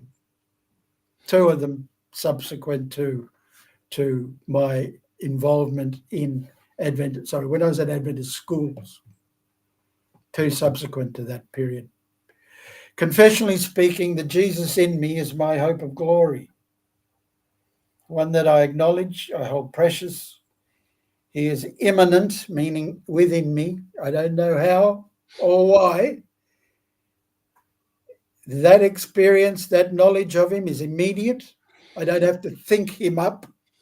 He's there. It's certain. I have no doubt about it. And it's very comforting. But it also recognizes, in his words from John 10, I have other sheep which are not of this fold. Robert. Mm. So my spiritual circle, if I can call it that, is that like John the Baptist and Ellen. I say, despite all her problems, Jesus must increase, I must decrease. And like that's my personal ethic circle. Mm. Like Paul, Ellen declared, hanging upon the cross, Christ was the gospel. Mm. She said that before I wrote a song, Have You Heard the News? She Mm. said that. She said that. That is so succinct and beautiful that when I came across it, thanks to Robert Brinsmead, Mm. thanks to the heretic of Adventism, it just floored me. Mm. Mm. Elijah never put it like that. Hosea never put it like that. No one in the Old Testament put it like that. She put it like that. That's why I can't throw her out of the boat, Peter. Mm. But that's just me. Thank you for your time. Yeah. Now, don't run away. We're just going to bring you. So if you just do the stop sharing, and let's bring. Now, you should hopefully be able to see. Yeah, you are. Good. You can see me. I can see you. So the whole time there, people have seen the main PowerPoint, and Thank then you, you and Peter. I down the bottom, just tiny. Okay. Look, can I just say, mind blown. Wow. I get you now. Thank you, Peter. Thank you. I've had moments where I've thought I just don't get where Bob's coming from. Never in a judgment, more an inquiring. I wonder, wow, how does that Rubik's cube, to make sense to me? Mm. And I think part of that is because when I was young, you were one of my idols. It was like a mentor of this is, you kind of saved me from the traditional Adventist view. And you've massively shifted today a couple of big things. One of them, I get you now. I get it. I Thank fully you, get Peter. it. It makes sense. And I fully respect 150% where you've landed, and would never even try and rebuke or try and adjust that or change it. The next big thing for me today is realizing where I kind of sit in this big sociological perspective. And that's really helpful because in the last 6 months, I've been frustrated with what I call the gospel Adventists. And now I know why, because I've just thought they were all rebels like me. And that's in many ways like Bob Brinsmead and I just really hit it off, and we've had like 3, maybe 4 hour long interviews. Yes. And prior to going live and post going live, we've just chatted. I totally don't. I get him. I don't see him flip flopping. I just see him going along a trajectory that makes sense. And so, apologies to Gospel Adventists. This chat today has shifted me in a complete different perspective. Thank I'm you, not Peter. frustrated now because Thank you, Peter. right, the revisionist is. And what's been confusing with you is you're a rebel and revisionist. Mhm. um, Very true. yeah, and not Mhm. many people are that. And most revisionists, those that have loved Des Ford, the Gospel Adventists that I've really admired, I've gone, well, why aren't you just rebelling? Yeah. And Yeah. now I get it. Yeah. So those of you that are Gospel Adventists that have felt my cajoling and my ire and my annoyance, which was even coming through a bit when I interviewed Reinda Brunsma the other week, who these guys I love. You do too. You're one of them to me. Gil Valentine, Brunsma, you, these scholars and academics. I love what they're doing, but I felt like that they've all let me down because they weren't rebellious enough. And now I get it. So, wow, that is going to shift how I approach all of this from now on. Thank you, Peter. Thank you. Thank you. Thank you. Giving me the opportunity to explain myself to you. Well, I love it. But, when you were talking about these golden era periods, my parents graduating from Avondale in the late 50s, Yes. coming out from a more traditionalist background, were Yes. on fire. They would speak of their times on Wednesday night prayer meetings where the whole chapel was packed, singing hymns, believing Jesus was literally coming any minute. They were fired up to be missionaries through the 60s. This passion they had was incredible. And the other interesting thing is that then, for me, I didn't quite capture it, but I wanted to. We moved around so much and all the confusion was going on with the CBs and the Fordites. I was just buffeted. You came along and gave me an insight into a golden era that I was too young to partake of. So the first one, I wasn't even born. The second one, I was too young. And then by the time I was old enough in the 80s, in the mid 80s, early 80s, that beautiful revival of the Jesus revolution within Adventism had begun to fade away. Yes. So I went into no man's land for 5-6 years. In the 90s, read, finally, 10 years late, Ron Numbers' book, White Lie. And I was then confronted with the conflict even more profoundly. But Yes. I decided at that point, because of you, because of my parents, both having revealed to me a golden age, I decided to try and recreate that. And a bunch of us did. And I'd say I spent 30 years trying to do that. Yes. But Yes. I could see glimpses of it on the Yes. road with a band. I could feel it in Yes. every town. Yes. But I never fully felt a part of Adventism the way I know my parents did and your generation did. Yeah. I just want to add one more thing, and then we'll go to some questions and comments. Sure. And sorry for prattling on about my experience here, but it's been so profound. Please. No. That part where you said, where do I go? For me, and again, this is my personal take on it. Now seeing my rebellious part of it, and that the rebels aren't bad people. It's just they're more likely to be dissenters. Yeah. For me, I've found a great deal of joy not going anywhere, and I've found a great solace and comfort in my own company, if that makes sense. Yes. Not in a selfish, egotistical way. I've found great solace in the company of my wife and 2 little girls, the Yes. little core family. I do 10 hours a week of SDAQ&A, but the rest of the time is following all sorts of other interests with my family as the hub of that. And so I've reveled in being very solitary a lot of my time. If I'm not with the girls, I'm very in my own quiet head. And I find a lot of peace, having left Adventism, being able to be in that state.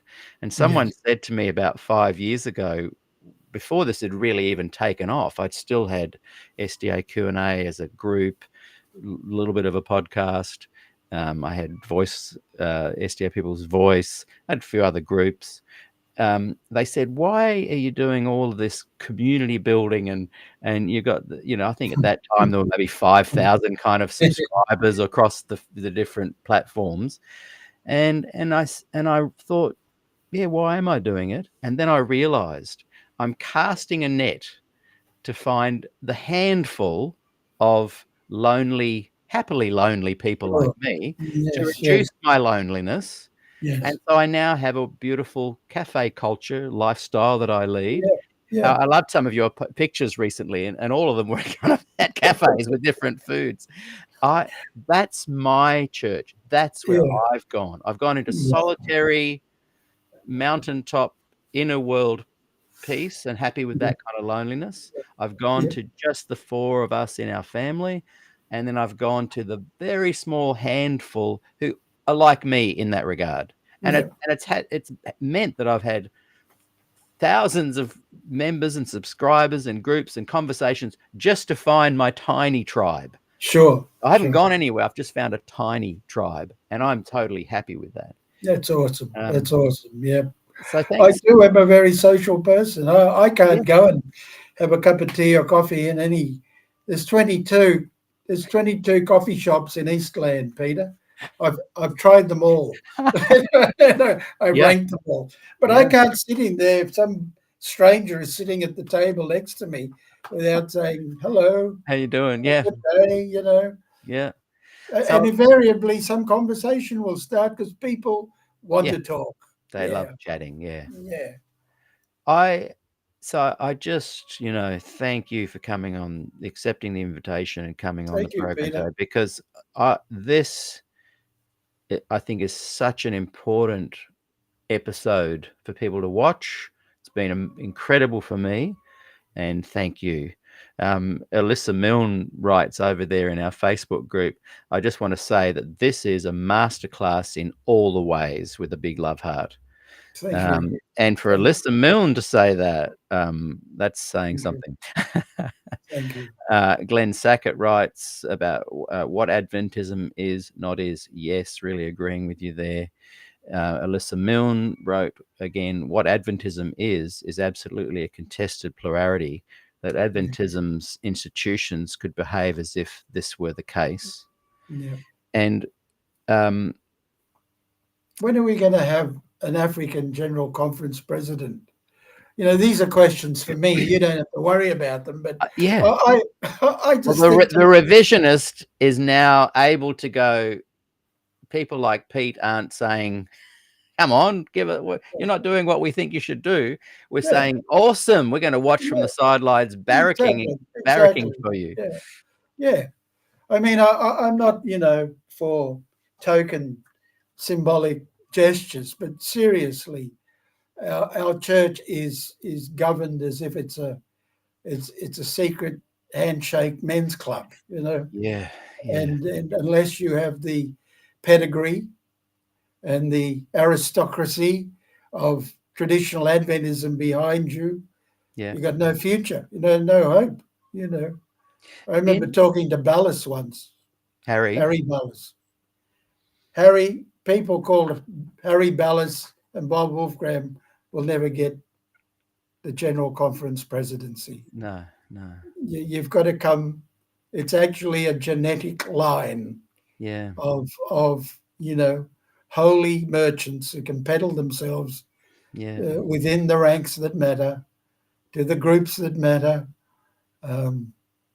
Anyway, well, they're almost a different group within themselves. You got your traditionalists, your reactionaries, your revisionists, your rebels, and your administrators. Yes, yes, They yes, have yes. their own thing. They have their own jargon. Their own You hang Adventist. around with them and you go, I can see them talking and I'm in the room, but I don't feel a part of it. Right, Right, right, right, let's go right. to a couple of comments and questions, Yes, and then we'll wrap it up. I think too, when I was young, I moved around a lot, and the yes, actual guitar yeah. became my church, if that makes Souls, sense. your And souls, yeah, yeah, and so Jimi yeah, Hendrix and Stevie Ray Vaughan and Eric Clapton, and I harnessed myself to them yeah, more than I did to Adventism. That's yeah, why it was easier to. I found my identity again more quickly, yeah, because I navigated and gravitated to not just musicians, but guitar players that wanted to craft their skills, and yeah. that's a whole other church of It is people indeed. with It is indeed. hierarchy and Yep, charismatic leaders, and the yep. whole. It's a sociological community unto Mm, itself. mm. Okay, so Gavin Grosser has written, much Yeah, learning has sharpened your mind. Your ability to offer constructive criticism of our club gives helpful insight. He's speaking to you. This interview has been a blessing to me. I thank you. So that's Gavin Grosser. thank you, Gavin. You'd know Gavin, wouldn't you? Yeah. I do know Gavin. Thank you, Gavin. Now, Sir Nilo has written, do personality types determine what type of believer we are? What are your thoughts? It depends on, and there's a sharp disjuncture here between sociology and psychology. We both look at personality types differently. So some psychology borders on biological neuroscience to account for differences in humans, and some psychology, social psychology, is more sociological and looks at not so much nature as nurture, and the training and the shaping of personality types. And there's quite a big field in both disciplines as to how we are shaped and what we are attracted to and the type of people we will hang out with and so on. I have no answer to your question about a specific personality type becoming a different kind of believer. However, I have researched the authoritarian F-scale authoritarian personality type that was constructed and used in sociology and psychology after World War II to try and understand how it is that a whole nation, Germany, could have fallen under the sway of the charismatic leader known as Adolf Hitler so easily. And so a whole lot of European and American academics from the social sciences got grants to research human personality to try and discover whether there was something freakish about Germans in the 1930s, Right. or whether all of us could be subject to hypnotic political messages under certain circumstances. And so you've got studies that looked at what kind of pain people would inflict on other people if they were under duress and if they were just given orders. And so you've got a whole swathe of books. It's some while since I stood in the lecture room, Peter, so forgive my rusting retired memory block, but there's a whole literature on showing that authoritarian personalities were part of the problem. That now I would think if you tested for authoritarian personality types now, wow, the needle will be off the scale. We have been subject to so much authoritarian stroke fascist type media, whether it's the films we see, the heroes we idolize, there is so much going on in the world of cultural transmission of ideal types, as Max Weber called them, that I wouldn't be surprised if people wouldn't recognize the authoritarian personality anymore. They just say that's the norm.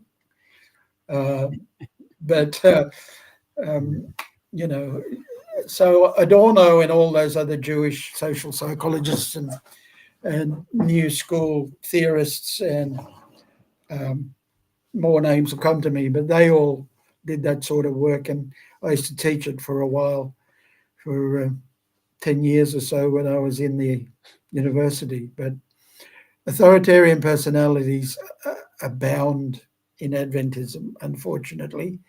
They brook no opposition. Yeah. They believe that, yes, women should leave the running of the country to men. Yeah. They think more toughness is needed in the streets. I mean, turn on Channel 9 News down here in Melbourne every night. There's an appeal to the sense of authoritarianism in us. Get those people, they're pests, more police is needed, more police power is needed. And so these are all drivers, constructors of the authoritarian personality. So Peter, you and I come from a very soft, artistic background where musicians are very wary of authoritarian personalities, and we do our best to knock them down. Yeah. But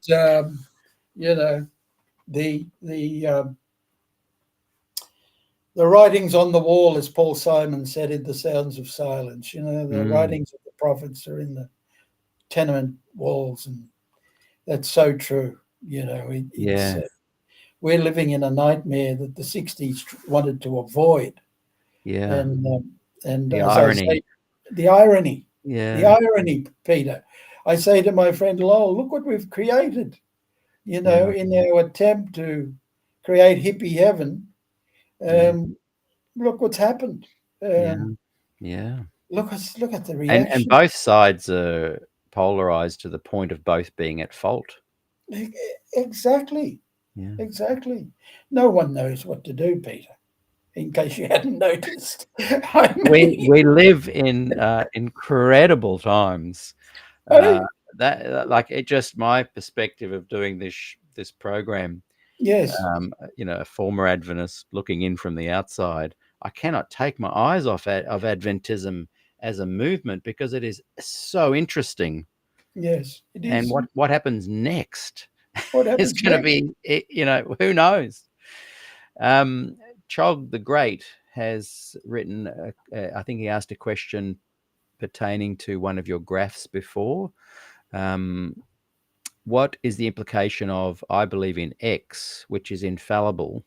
Follow-up query, is it fair to suggest that this statement is a way suggesting your ideas cannot be questioned by proxy?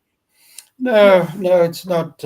It's not that, Chog. It's in research methods and social theory, which I taught for 10 years or more. I can't remember now, but what you do is if you've got a small sample size, you don't want the residuals, as they're called. It's the people who don't answer the question. You don't want that to be 30%, or your sample becomes invalid. So what you try to do is frame your questions in ways that are forced choices. So as to give people, look, I'm not sure of A or B or C or D, but I think B is probably closer. So all surveying is approximate. And yes, you're quite right, but there's nothing hegemonic or we're not trying to close down. We're just trying to get a rough picture of what's going on out there. It doesn't matter what kind of sampling and polling and questionnaire surveying you do. I'm still supervising a student who's enrolled in an American university, Mm. a theological seminary, not an Adventist one. And he has just conducted his own survey for his data, is come back, and it's what you have to do according to the parameters, within the constraints of doing any kind of research. Mm. It's like, as I was saying to Peter, if you've seen that film, the shuttle the documentary, The Shuttle That Fell to Earth, about the Challenger in tragedy, it was terrible. And the avowed view of two of the respondents in that documentary who say that tragedy need not have happened. It could, if certain things have been done. Well, that's all very well in retrospect, but if you're following the rules of the game at the time, it's going to happen. It's going to happen. Yeah. It's predictably so. Same with Glacier View. I'm working on a short episode I've called "The Lie at the Center of Glacier View," which was where the reality was. Brilliant. The bulk of the people there agreed with the consensus statement. Yep. The lie that was shared post Glacier View was that few could find light in Des's work.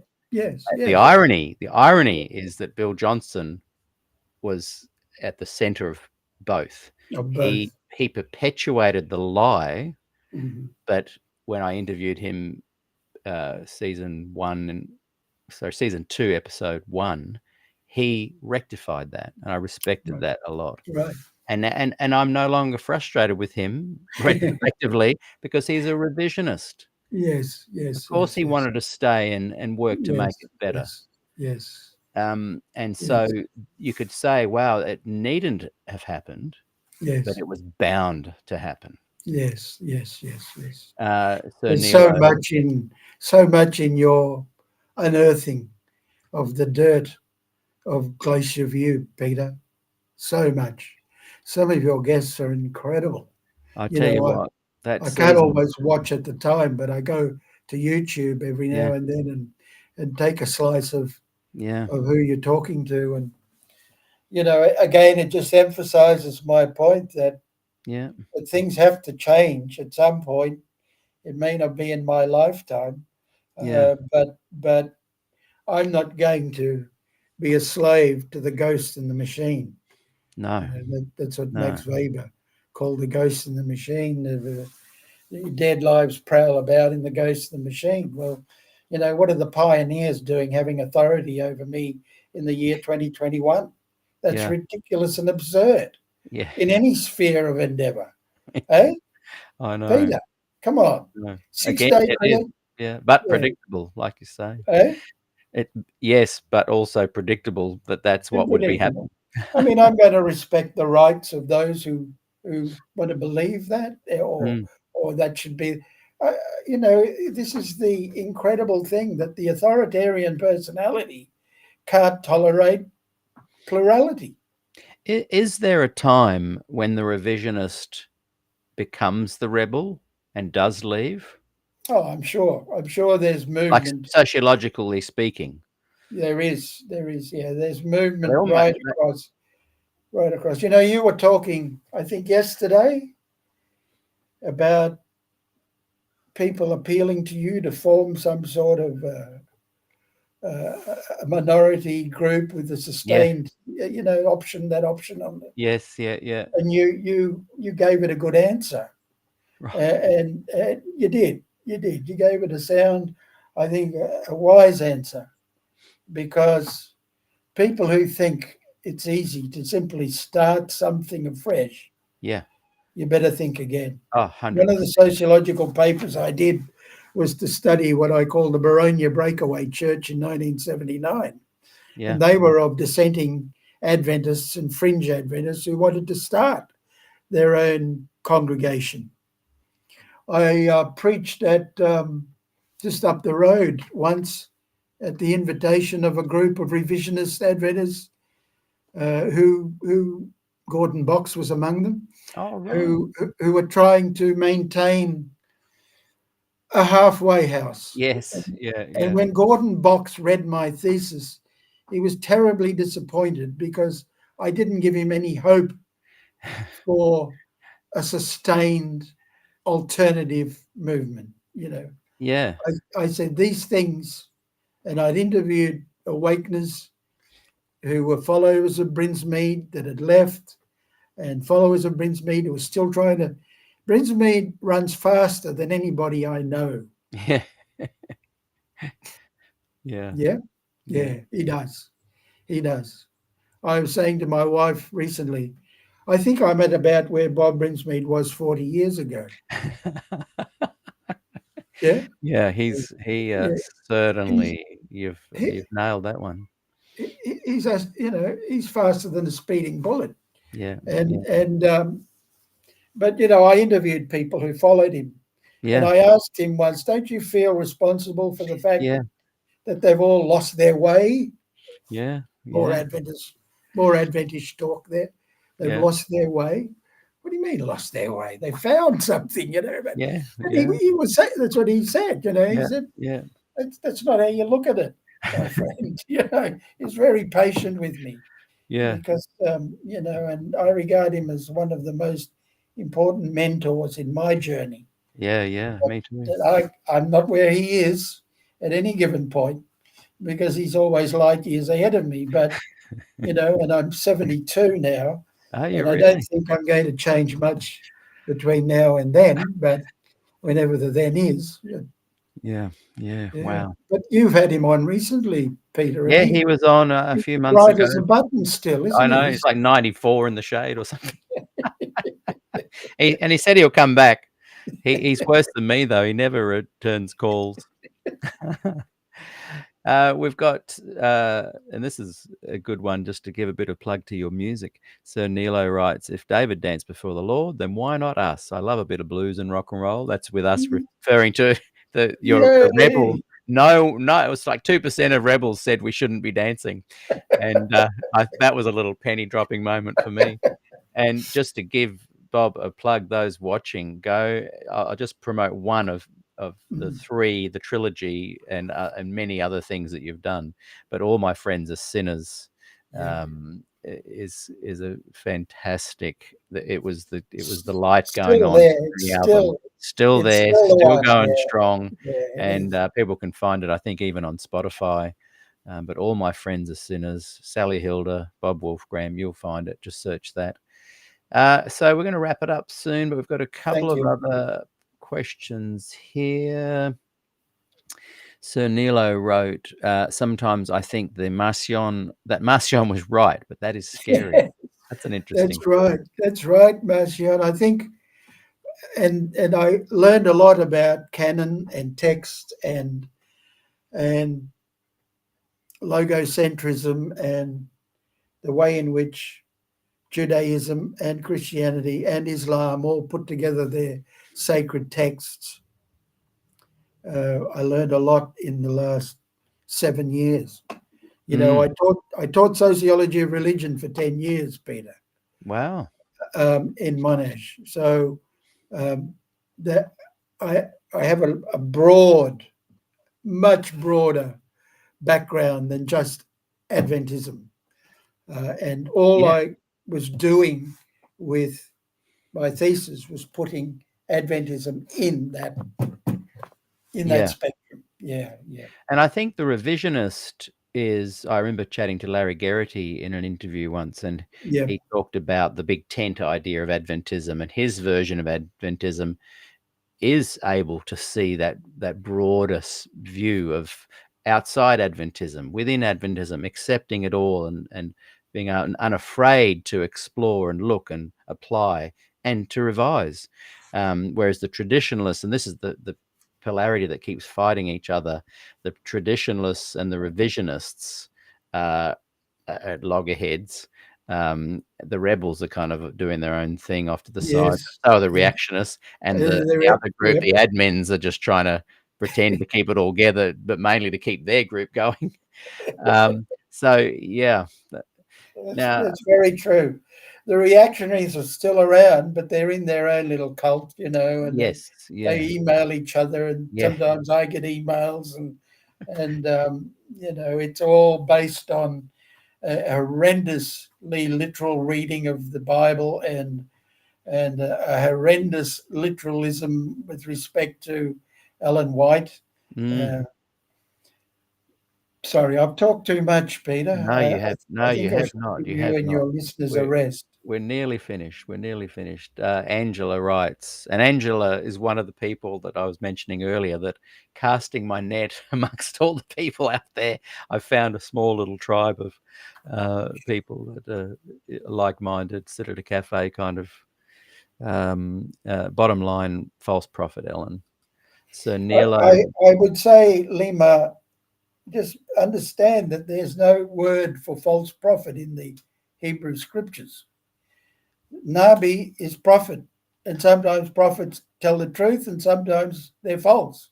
But there's no such thing as a false prophet. That's another Adventist type of understanding of inspiration. I mean, don't get me started on inspiration, Peter, because Yeah, that's another bog that another is whole just conversation. full of misconceptions and nonsense. But I know what you mean when you say false prophet, Lima, and I understand what you're driving at, but it doesn't contradict my thesis. She is a prophet who spoke falsely some of the time, maybe a lot of the time. I don't know, but we have to, each generation has to decide for itself, but don't go too hard on it, because, Jesus called John the Baptist the greatest of the prophets, and he lost his head. And if you go after the prophets, you have to decide whether you want them to lose their head or not. Is that what you're really driving at? I don't hear it in you, Peter, and I don't hear it in a lot of my non-Adventist, ex-Adventist friends. They're critical of a view of Adventism and Ellen White, which I too can understand and am critical of. So, no acrimony needed, but I respect your position, Lima. Gillian Ford has been watching, and she has written beautiful talk full of spirituality and Jesus. Thank you, Gillian. I only came on because you said I should come on. It's so funny. I think Gillian was, making this happen, and She did. she's behind every great moment of SDAQ&A. and I think I've sometimes, frustrated is not the word. I've never felt frustrated with you or her, but I've just not understood. But today I do. So Thank you. Gillian, Thank you, essentially Peter. Gillian Des revisionists Thank you. with a rebellious streak, but with a desire to revise, not dissent or descend away from. Deconstruct. Deconstruct, yeah. I'm not a deconstructor. Thank Yeah. you, Dave. David writes, enjoyed this immensely. Thanks, Pete and Bob. Great guitarist there. He and I are part of the guitar tribe. He inspired me to play guitar better. I was with the Caldwell family, and we used to go to Wahroonga for Sabbath afternoons, sort of sit around, chat. And whenever Dave was there, he'd pull out the guitar and whiz up and down the neck of the thing. And I went, wow, I want to play like that guy one day, Yeah, it's a true story, Dave. I remember, and I've said this story before, but just literally probably 6 or 7 houses down from me here, there was a house that a lot of college students used to rent. And David, I don't know if David was at college at the time, but Steve Keeler, there's some great names that you would remember that I've just got a mental blank on. But I remember they'd all be jamming on a Sabbath afternoon. And I don't know, I was aimlessly wandering the town with all my other rebel friends, and we'd invariably post-Sabbath find ourselves walking down Freeman's Drive, and we, if we heard the music, we'd go up there and we'd sit on the porch. And I remember this one day, Dave Wilmoth was there playing. I'm pretty sure, Dave, tell me if I'm wrong, it was a black Gibson Les Paul. And I Right. was just like, whoa, this is Right. incredible. And there was Right. another guy there. I remember he was playing one of those yellow Boss SD1 or 2 pedals. I remember seeing the pedal, and I've Right. just got a mental blank on the name. I've interviewed him. I've just got a total blank. It wasn't Brian Patterson, but it was another similar name. Yeah, Anyway, yeah, we're digressing. So Nilo writes, GC needs to create a committee to remove the junk from Ellen, or at least make Amen. small footnotes. Then she can be appreciated for the good she offers. Just remove it.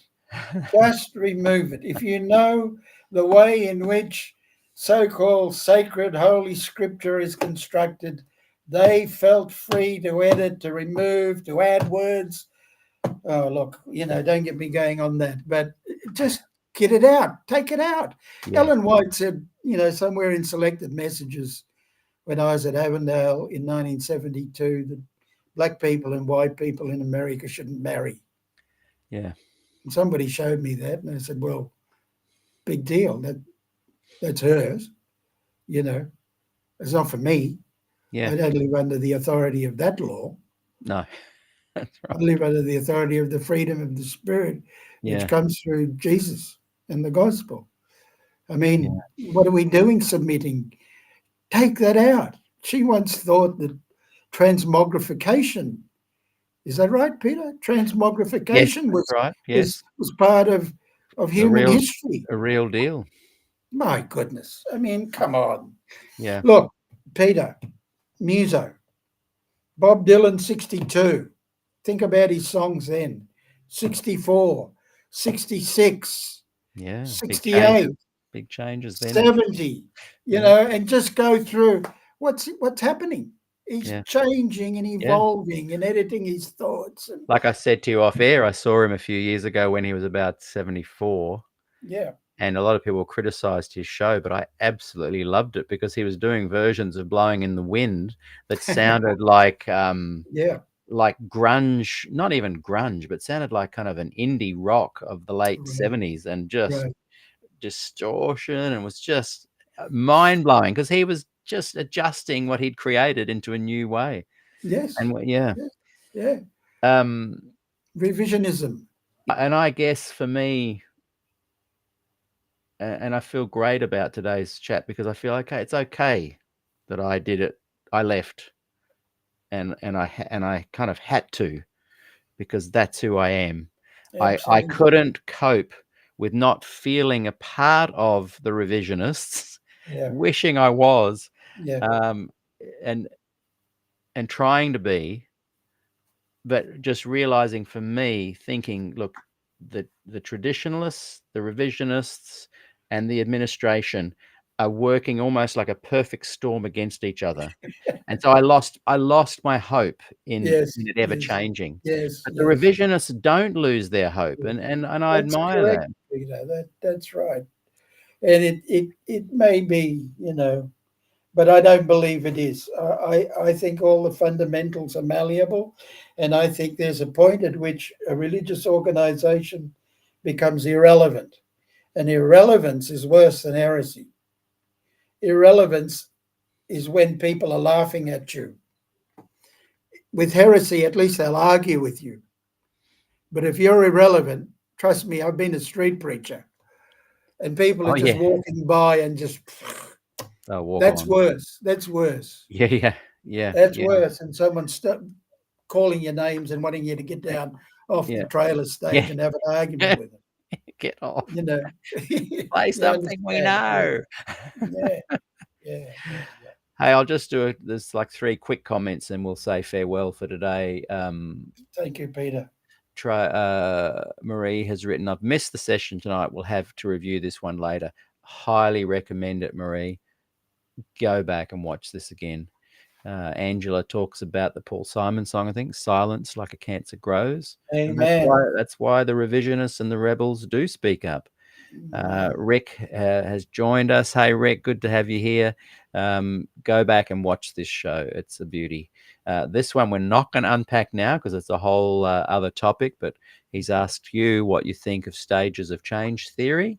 Well, you can have me on again in a year. And we'll come back with that one. We can talk about that. That's a good one. And the other things. that have been and raised. he's very much a revisionist, and I think would benefit from that conversation. Yes. Catholic for sure has written, Jesus is Catholic and taught that the Father and he are one, and so is the Holy Spirit. That's probably another whole conversation. That is another whole conversation. Yeah. We won't get into a discussion about Trinitarianism arrived into Christianity. No, we won't, because that might cause loss of faith. Yeah. Look, so thank you very much. We'll finish with this last comment from Kelly Byrne. She has written, "This interview blew my mind." Thank you, Kelly. Thank you, Kelly. Thank you, Peter. Thank you, Bob. Thanks for joining us today. Send up the love hearts, everybody, and the likes. And yeah, really appreciate everybody joining today, and very much look forward to chatting with you again, Bob.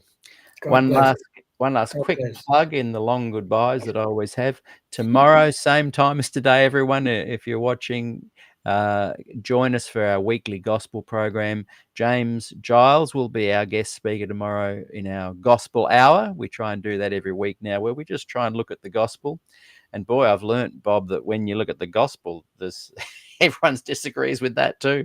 Yes. So the revisionists often disagree with themselves, and so do the rebels. And and so the merry journey of human life continues. Thank you, Bob. See you next time. Thank you, Peter. Thank you, SDAQ&A. Thank you, you, friend.